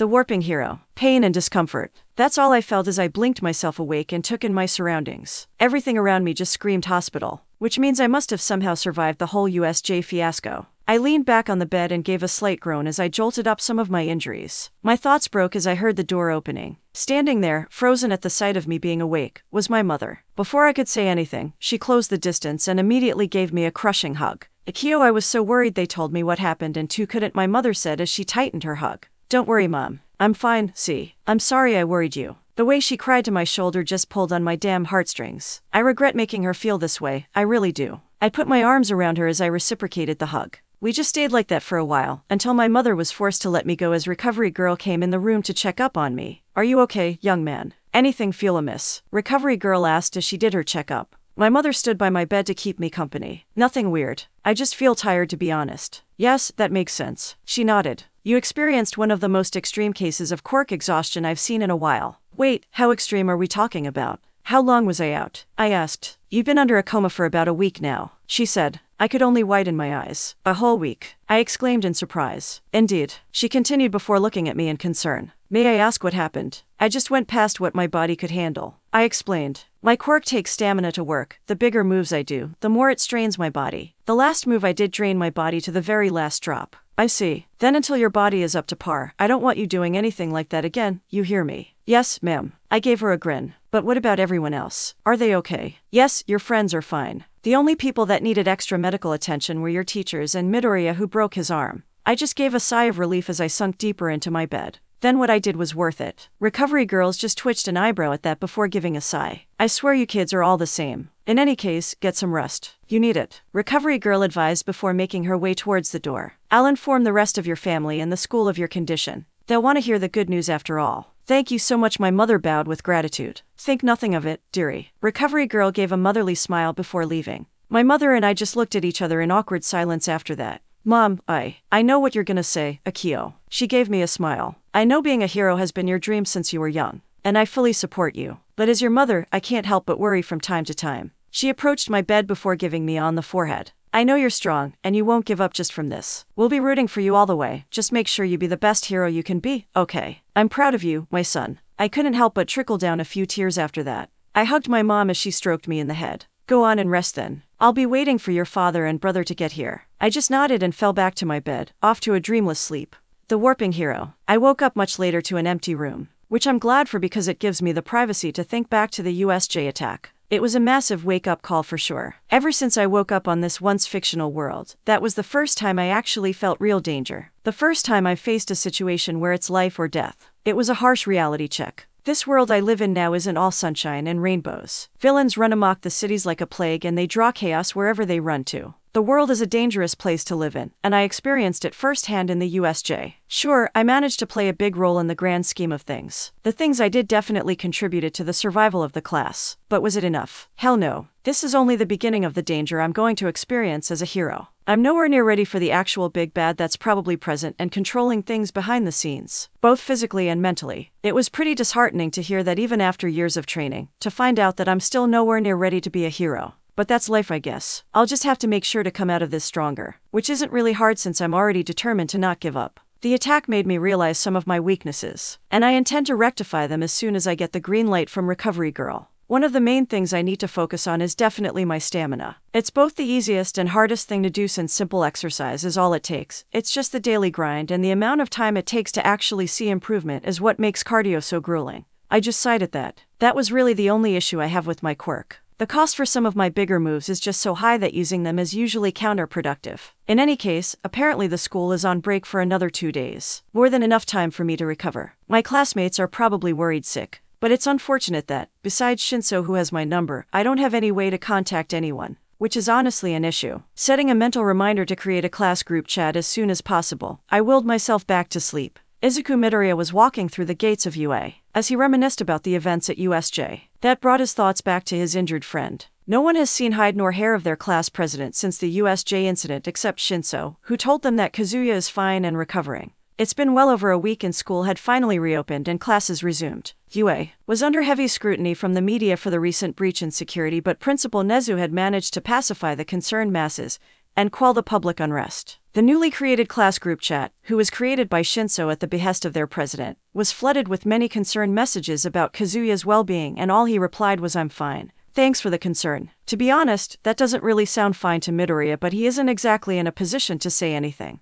Midoriya honestly had so much to talk about with Kazuya. Not only does he want to thank their president for doing so much to protect them during the incident, but he also has major questions about Kazuya's quirk. Kazuya managed to do so many incredible things with it, and Midoriya's analytical mind can't help but be intrigued on how versatile Kazuya's quirk really is. He also heard that Kazuya managed to go toe-to-toe and even defeat one of the major villains by himself, and if that isn't impressive, he doesn't know what is. To be honest, he felt himself to be inadequate. Throughout the entire incident, Midoriya could do nothing else but stand and shake in his boots. Sure, he managed to help out in the end, but it yet again came at the cost of his own arm, which immobilized him and proved to be a burden to his friends in the second half of the fight against Shigaraki. Aizawa-sensei was right. That was what he realized after he processed the events of the USJ. He needs to learn to control his new quirk as soon as possible, or he'll find himself falling behind even more. Ria. Hey Midoriya. Midoriya let out a high-pitched squeak at the mention of his name. Recognizing the voice that called him, he immediately turned around and greeted the person. "Hey Kazuya-san, good morning." "Good morning to you too," Kazuya replied. "Are you okay? You looked like you had a lot on your mind." "Why yeah, I'm fine, but what about you? You fell unconscious at the end of the fight and everyone was so worried and..." "Oh yeah, I'm totally good. My quirk runs on stamina and I bit off more than I could chew. That's all there is to it," Kazuya explained. "Other than that I'm fine. How about you though? Is your arm good?" "Yeah, I'm fine too," Midoriya assured. Kazuya-san, I just wanted to say thanks for protecting everyone back in the USJ, and sorry that I couldn't do more to help," Midoriya said, slightly shrinking on himself. Kazuya studied him for a while before saying, "Hey, it's fine. Don't forget that you were one of the key reasons why everyone survived too. I didn't exactly see anything since I was unconscious and everything, but Shinso told me what happened after I passed out." Kazuya glanced at Midoriya as they walked to the classroom. "You saved us, Midoriya. Don't let anyone tell you otherwise." Midoriya looked up at Kazuya with wide eyes, already brimming in tears. He quickly wiped them off before saying, Thanks Kazuya-san. Just call me Kazuya, Midoriya. We're friends, aren't we?" Midoriya looked into Kazuya in surprise before nodding with a wide smile. "Kazuya." Kazuya just chuckled before his eyes caught sight of the notebook in Midoriya's hand. "You're always scribbling something into that notebook. What is it?" Oh, this. Midoriya flipped open his blue notebook. It's just a notebook detailing everything I know about every hero and their quirks. Some of them are also my own analysis on their super moves, combat strategies, sketches on their costumes, and also. So basically, it's your very own encyclopedia of heroes.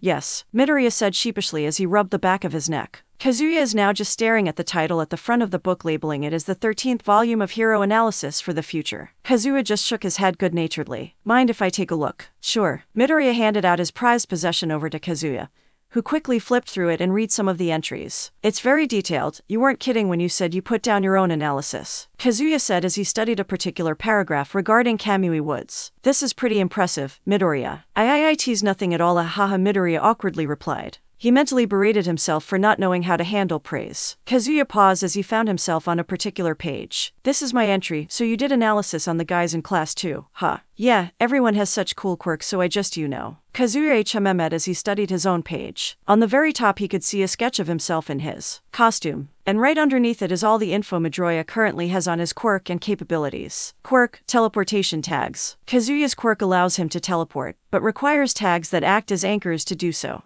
Uses custom-made trip-pronged kunais as weapons. Known abilities: expert in hand-to-hand combat, expert in short blade combat, can instantaneously travel between two markers at high speeds with no visible drawback, able to teleport whatever object he's touching without bringing himself with. Super moves: tactile substitution, can switch locations with any person or object marked with a tag. Dimension blade, ability to warp anything the blade cuts by imbuing quirk properties on the object. Vacuum sphere, ability to teleport a mass amount of objects by marking the air. No name, riddle a battlefield with a huge number of knives, gives freedom in teleporting to any location within that space to confuse, attack enemies. He can't help whistle in surprise. The information Midoriya wrote has been pretty accurate. You got all this from just seeing me in action for a few days? Kazuya asked in bewilderment. Yeah. I mean, you did showcase quite a lot during the USJ. But there are still plenty of questions, huh? Questions: how does he control it? Which side of the marker does he appear in? How do you choose which marker you go to? If by any means these markers are tampered with, does that cancel his ability to teleport to that location? Or are there any other side effects? Is there a distance limit to how far he could travel? What happens to his body when he teleports? Are there any limits to the number of markers he could have at one time? How long does each marker last? Okay, you really write everything you can think of, don't you? Yes, Midoriya squeaked out. I mean, your quirk is really cool and all, and I just can't help but analyze it. Well, I don't know about the cool part, but most of your deductions have been pretty spot on. Kazuya chuckled as he returned the notebook to him, which Midoriya took back gratefully. Then, is it okay for me to ask you some questions about your quirk? Midoriya asked excitedly. Sure, but just the simpler ones. Can't show you all my secrets now, can I? Kazuya said with an amused huff. We're still rivals after all. Midoriya just widened his eyes at that. Someone as impressive as Kazuya thinks of me as a rival. Midoriya just nodded in determination. Right. Midoriya clutched his notebook tighter as he and Kazuya began to walk and talk to class, him answering any questions Midoriya may have. Just talking with Kazuya, Midoriya realizes just how far he needs to go to catch up with his classmates. Unlike his classmates who have most likely trained their bodies and quirks all their lives, he has only started actual training to be a hero for 10 months. It's a big gap that can't be easily closed in a short amount of time. That definitely explains the amount of skill and control Kazuya has over his own quirk. Midoriya remembers how in complete disbelief he was when he saw Kazuya in the USJ. Everyone agreed that Kazuya's presence during that incident made them all feel safer. He rallied everyone and gave them hope when everything turned to chaos. Akio Kazuya is a hero. No one would say otherwise. While some of his classmates like Bakugo, Todoroki, Kirishima, and Takoyami are strong and powerhouses in their own right, Kazuya must at least be on par, if not better than most of them. When he thinks about it, he's not even sure if Kaken can defeat Kazuya in a head-to-head serious fight. You want to be the #1 hero, right? Is that your dream? Yeah, I want to be like All Might someday, Midoriya stated. He is the successor of One for All. He will meet All Might's expectations to become the next symbol of peace. Well, in some cases, you already are, Kazuya said. I can see why All Might is interested in you now, Midoriya. Midoriya stuttered as he started to panic. Had Kazuya figured out the secret between him and All Might? Has he found out the truth about One for All? Just like All Might, you have the heart of a true hero. Midoriya barely held himself back from sighing in relief. He already got scolded by All Might when he nearly revealed the truth about One for All to Kaken. He doesn't really want to receive another one. I'm not all that special, Kazuya, Midoriya muttered. I had a lot of help, he said as he hugged his notebook closer to his body. Cut yourself some slack, man. Everyone had help at some point, Kazuya snorted. You think I would have been who I am right now without my family or Shinso? I guess you're right, thanks, Kazuya, Midoriya said gratefully. Anytime. And it looks like we're here, Kazuya remarked as they finally reached the doors of their classroom. When they opened the door, the duo found themselves to be the attention of the entire class. There was a brief moment of silence before everyone exploded in a cacophony of noise. Kazuya, you're okay. Good to have you back, Class Prezzo. Hello Midori. Haha. Didn't know you guys were still so worried about me. Kazuya gave an awkward laugh as they entered the classroom. I'm pretty sure I texted everyone that I was fine. Yeah, but just because you texted it doesn't mean we couldn't worry. Yaoyorozu said. The last time we saw you, you were in pretty bad shape, Kazuya-san. Yeah, Red. You sure you're all good? Jiro asked. Kazuya nodded with a smile. Don't worry guys, I'm fine. I'm fully recovered and ready to kick some ass, he said with a grin. Hell yeah, that's our class prez for you so manly, Kirishima exclaimed boisterously. TCH, shut up, shitty hair. If Ginger over there got himself injured from fighting a bunch of weaklings, then he's just another extra. Bakugo said in his seat, legs up on the table as usual. Kaken. Hey, hold on there, if it wasn't for Kazuya stopping that meteor shower, then all of us would have turned to paste. Even you, Bakugo. Zero came into Kazuya's defense. As if I could have blasted all those rocks all the way to Kingdom Come if I wanted to.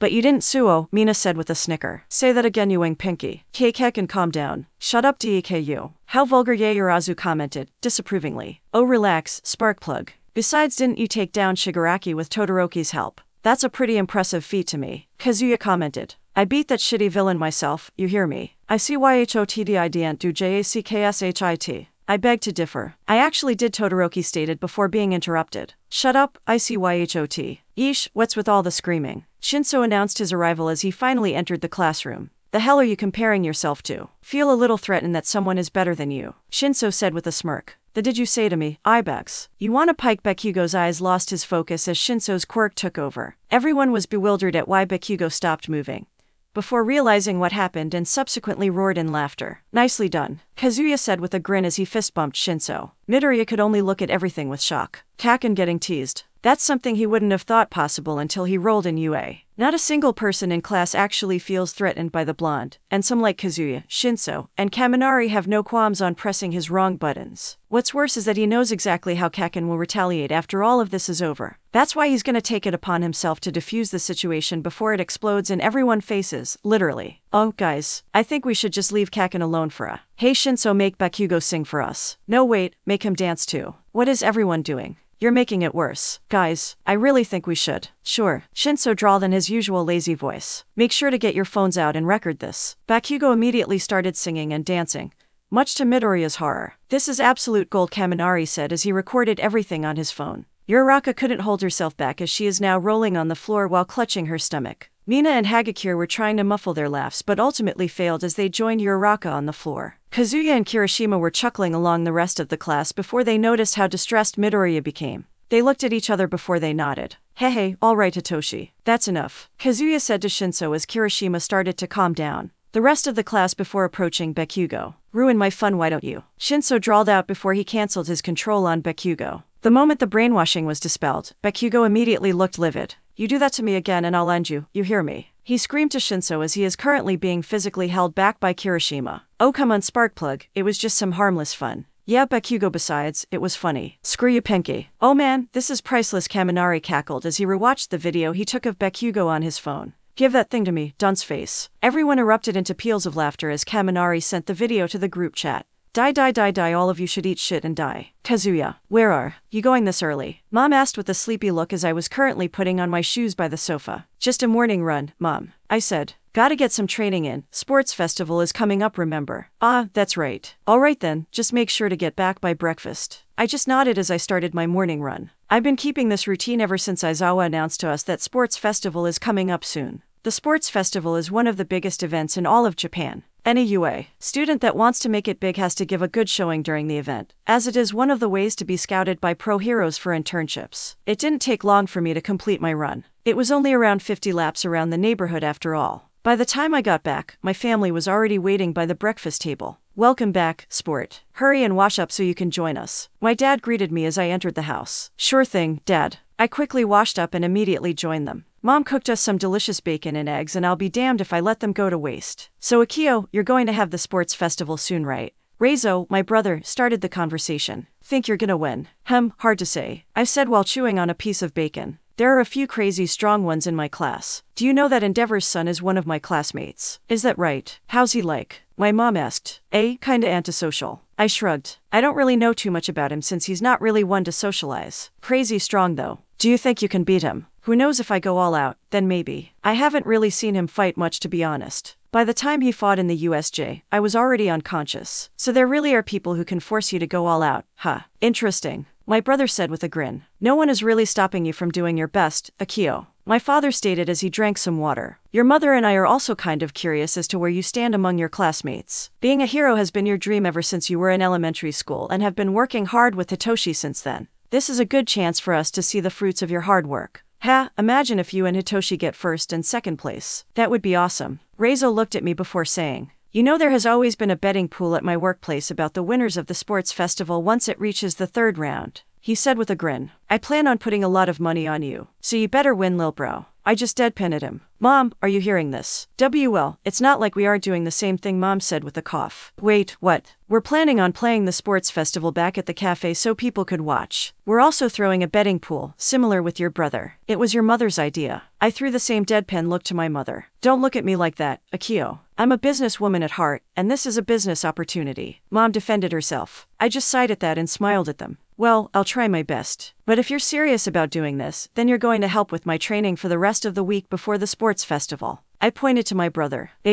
Yeah, I don't mind as long as we do it after work hours. What do you need me to do? Just help me out in some quirk training. I got an idea and I want to test it out. Sure thing. Speaking of Hitoshi, how has he been doing? Mom asked. I haven't seen him ever since you two started your year at UA. He's fine. We've made a couple of friends in class and everyone's accepting of him. It's definitely different from our middle school, that's for sure, I said while getting another bite of some bacon. That's great. I'm glad to see he's made friends. How about you ask them to come visit the shop once in a while, Akio? I mean, if that's what you want. I've been meaning to hang out with them before the festival anyway. That's perfect, tell me when so I can prepare. Okay. Sure thing, Mom. We continued doing small talk around the table as we finished our breakfast. Much later, my brother and I went to the courtyard of our home to start my training. What I really want to focus on today was quirk training. Right now, the issue I have with my quirk is that most of my bigger moves require way too much stamina for them to be useful in battle. It was the culmination of using Dimension Blade a number of times and the vacuum sphere that made me fall into a coma back at the USJ. I can't afford to do so if I want to improve as a hero. First of all, the vacuum sphere works by marking the air in front of me. However, I never used it because doing so is so inefficient.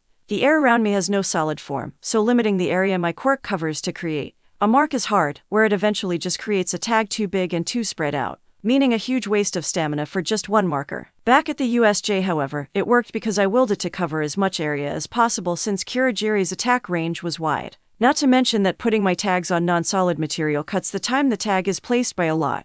But right now though, I want to recreate one of the attacks that Kurogiri did against 13. The ability to teleport attacks and using them against the users. It should be simple in theory, as I already implemented the necessary skills needed on my other super moves. First, to imbue my quirk's properties on my kunais, giving them the ability to warp anything they cut. Next, uses the teleportation aspect from Vacuum Sphere to teleport things en masse. With this, I should be able to create a new move where I'll be able to redirect ranged attacks. The two kunais that I held immediately glowed red before they dissipated. Its effect seems similar to when I use my Dimension Blade.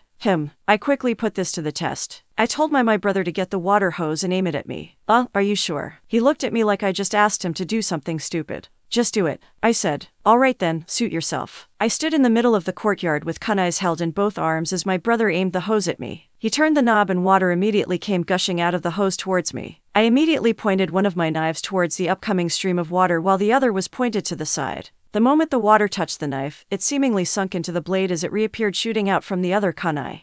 Wow, can't believe that worked. I chuckled as I studied my knife. That was pretty cool. Did you teleport the water or something? My brother asked. Yep, I got the idea after seeing one of the villains back in the USJ. I smiled. It's created to fight people with long-ranged attacks since I'm kinda weak in that area. With this, I've gotten even stronger. Yay, it's settled. Your classmates don't stand a chance. Reizo chuckled, which I responded to with a grin. No, they don't. The Warping Hero. 98.99100. Shinso got up after finishing his goal for the day. It's become his daily routine to always do a basic workout, only these have gotten more intensive due to the upcoming sports festivals. That itself brought him to think about what exactly he could do to win. He was confident in his strength and quirk, but he believes that won't be enough to take down some of the powerhouses of the class, especially the smarter ones who have probably figured out how his quirk works. He needs a trump card, something that could give him an edge against other people who are not only stronger, but also faster than him. A minute passes before Shinso sighs. I'll think about this later. He quickly took a towel to clean himself up before resting for the rest of day. Shinso is currently lounging in his room after the intense training session. He's looking through an online video website, scrolling away looking for something to watch, when a particular video caught his interest. It was an amateur video taken from the side of the road, where a car crash seemingly happened. The video was about a mother who lifted the entire car single-handedly and saved her 4-year-old daughter's life. Later, it was revealed that she didn't have a strength quirk at all, and according to her, I panicked and did what I could to save my baby. Shinso, seeing this, was intrigued. He did more research and came upon an article that explained something called hysterical strength. The theory said that humans are capable in unleashing much greater strength, surpassing what their current physical bodies are capable of. This, however, causes anyone who uses it to end up suffering injuries or become exhausted. He immediately looked into it in more detail. Experts say that the only way to access this hysterical strength is when someone is faced with a life and death situation. Others say that it's linked towards the mind, where one is subconsciously limiting himself from releasing 100%. And that right there is all he needed. He immediately got up and put it to the test. How should I do this? If a person's mind is what's limiting them, then perhaps. Although the amount of improvement and control Shinso has over his quirk increased ever since he awakened it when he was 4, not once has he ever thought of the possibility of brainwashing himself. It's worth a shot, he thought. He immediately tried giving himself a question and answering mentally while focusing the powers of his quirk. All of a sudden, he felt something wash over himself, like shackles covering his body. His eyes looked blank and glazed over as it seemingly lost focus. So this is what it feels like, he thought to himself. He always was curious on what it feels to be influenced by his quirk. So how do I exactly do this? Just will myself to be stronger. He felt something happening to his body, but wasn't actually sure what. Planning to test things out, he mentally willed his body to grab a large dresser in his room with one hand and lift. To his surprise, his body did exactly that. The large heavy dresser that he usually struggles to move is now being lifted on one of its corners with one hand. It all suddenly stopped, however, when a stab of pain hit his system. He broke out of his daze and the dresser dropped to the floor with a bang. Shinso glanced down to see his arm red and in pain, but he grinned at the results. I could definitely work with this. The warping hero. Oi, Hitoshi. My mom said it's been a while and she wants you to visit. I asked Shinso once class ended. Sure, could definitely do with your mom's coffee, he said. Hey Kazuya, Shinso, some of us are going to hang out for a while. You guys want to join? Mina waved enthusiastically in our direction while we were packing our bags. Wait, you guys are going out? I asked curiously. What a coincidence. I was actually planning on inviting the class out to my family's cafe. Wait Kazuya, your family owns a cafe? Kaminari asked as he approached us. Apparently, he and Mina were the ones to initiate the class outing and were still figuring a destination. Yep, it's not far from UA. And prices are affordable if you're interested. Of course, that's perfect. Mina and I were just wondering where to go, and a coffee hangout sounds fun. That's great, I said with a grin. So who else is going? You, me, Mina, Jiru, Shinso, Siro, and Takoyami. Kaminari answered as he, Shinso, and I walked over to said group who are already talking excitedly among themselves. Guys, Shinso and Kazuya are joining us, and get this, we're all going to his family cafe.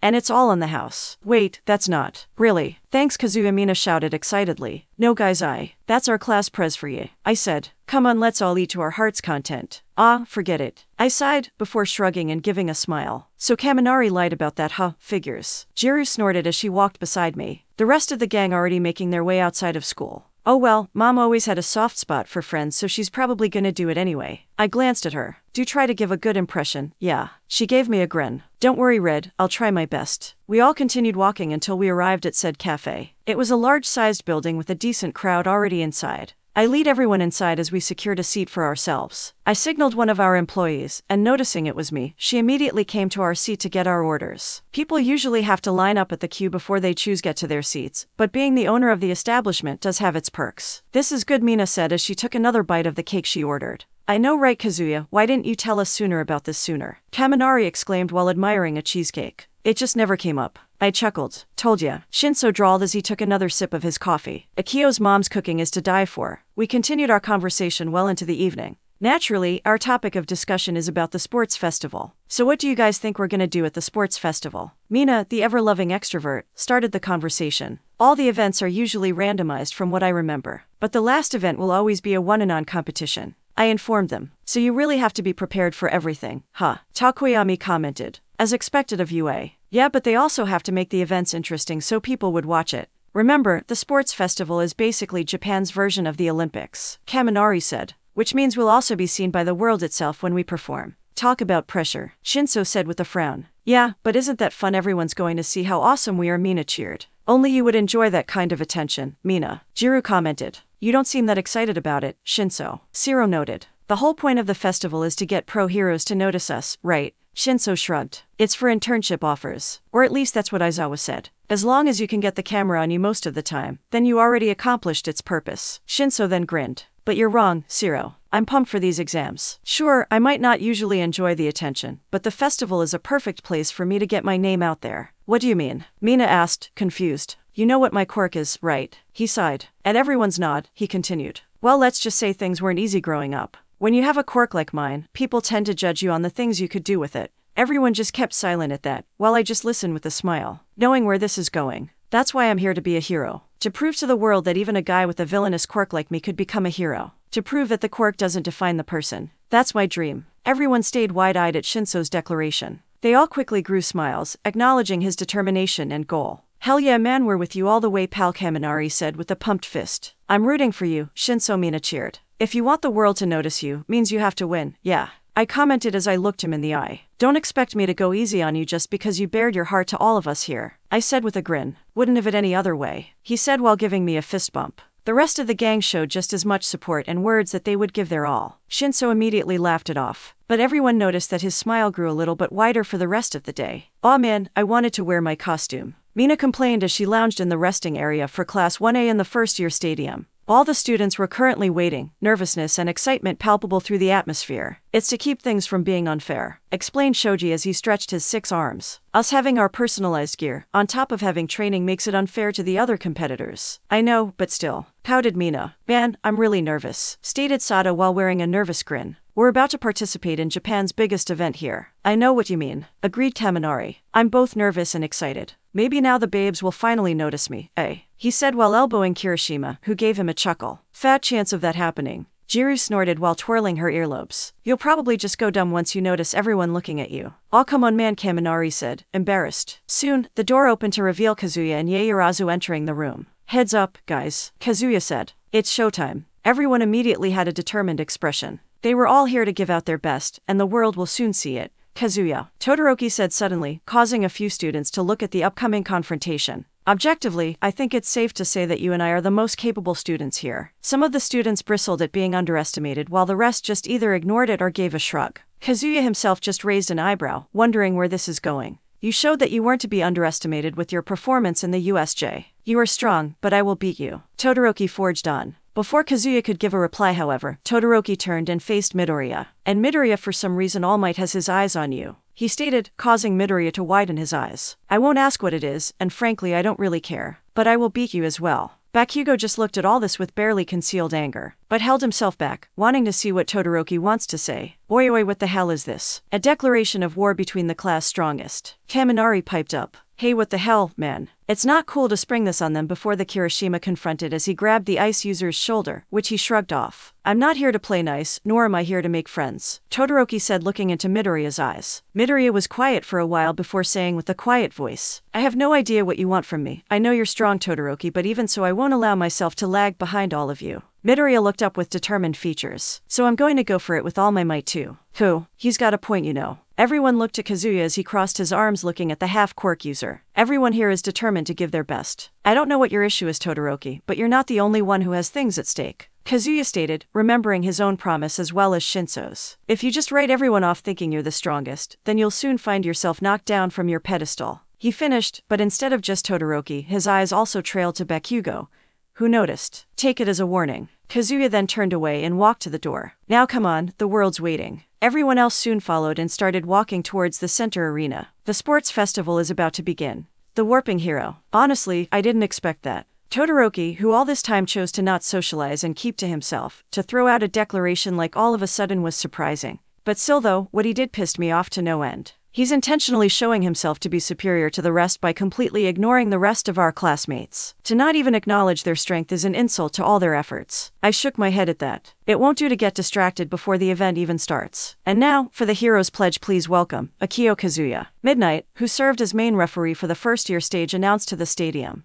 I walked up the steps, and time seemingly slowed down as I remembered my prepared speech. Aizawa told me that I was the one to deliver the pledge, and it took me a few days to write a decent one. Everyone here has a reason why they fight. I started. Some are here because they have something to prove. Todoroki and Shinso perked up. Others are here to show that they're the very best. Bakugo stood a little straighter. And the rest are simply here to show the world that we are here. Midoriya clenched his fists as he remembered All Might's words. I only have one thing to say. I raised one hand and did the bring it motion. Give me your best shot. Everything was silent before the crowd exploded into rambunctious applause. The short speech igniting the competitive spirit in every participant. All the hero students, 1A and 1B, began to clap at my words. I walked back down to rejoin the crowd of students, my classmates immediately crowding me when I approached them. Hell yeah, man, that was the manliest pledge I've ever heard, Kirishima exclaimed with a raised fist and a giant grin. Thanks, Kirishima, I replied with a smile. Good thing Bakugo wasn't the representative.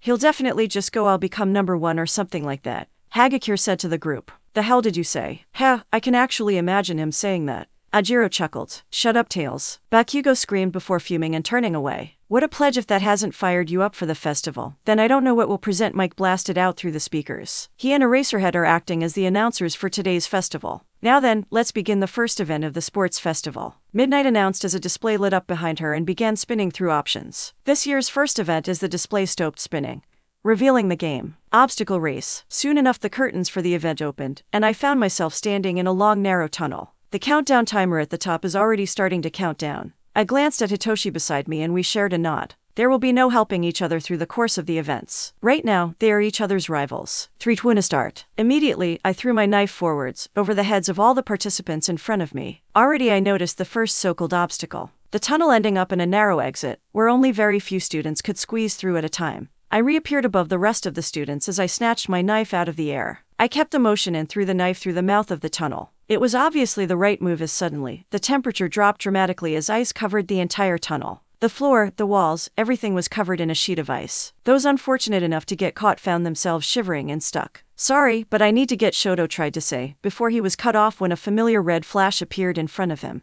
I gave him a wink before proceeding to throw my knife and flash away. Todoroki grit his teeth as he sped up his ice to try and catch up to me. Looking back, I could see Bakugo, Yaoyorozu, Kirishima, Aoyama, Shinso, and other hero students avoiding his ice through different means. So a lot of people dodged that, I noted, before refocusing on the track. I could hear faint yells and sounds of explosions behind me but proceeded to ignore them as I kept my pace. Incredible, Akio Kazuya has managed to get the lead, but how will he handle the next obstacle? May I introduce the first barrier, Robo Inferno. I was forced to stop my movement when a huge metallic fist slammed into the dirt in front of me. Target acquired. The mechanical voices of dozens and dozens of robots from the entrance exam rang out, as they appeared as a horde. The zero-pointers, I thought before giving a grin. They're the perfect opponents to show how stronger I've gotten. Before the robots could react, I flashed upwards and threw 4 knives at different zero-pointers. I landed quickly and kept running ahead. A snap of my fingers is all it took for the zero-pointers to fall as their upper or lower bodies just disappeared. Amazing, Kazuya has defeated 4 zero-pointers before the rest of the students even made it to the barrier. I grinned as I heard that announcement. I now had the lead. Time to prove that when it comes to speed, I am outmatched. A red flash was all I left in my wake as I continued forward.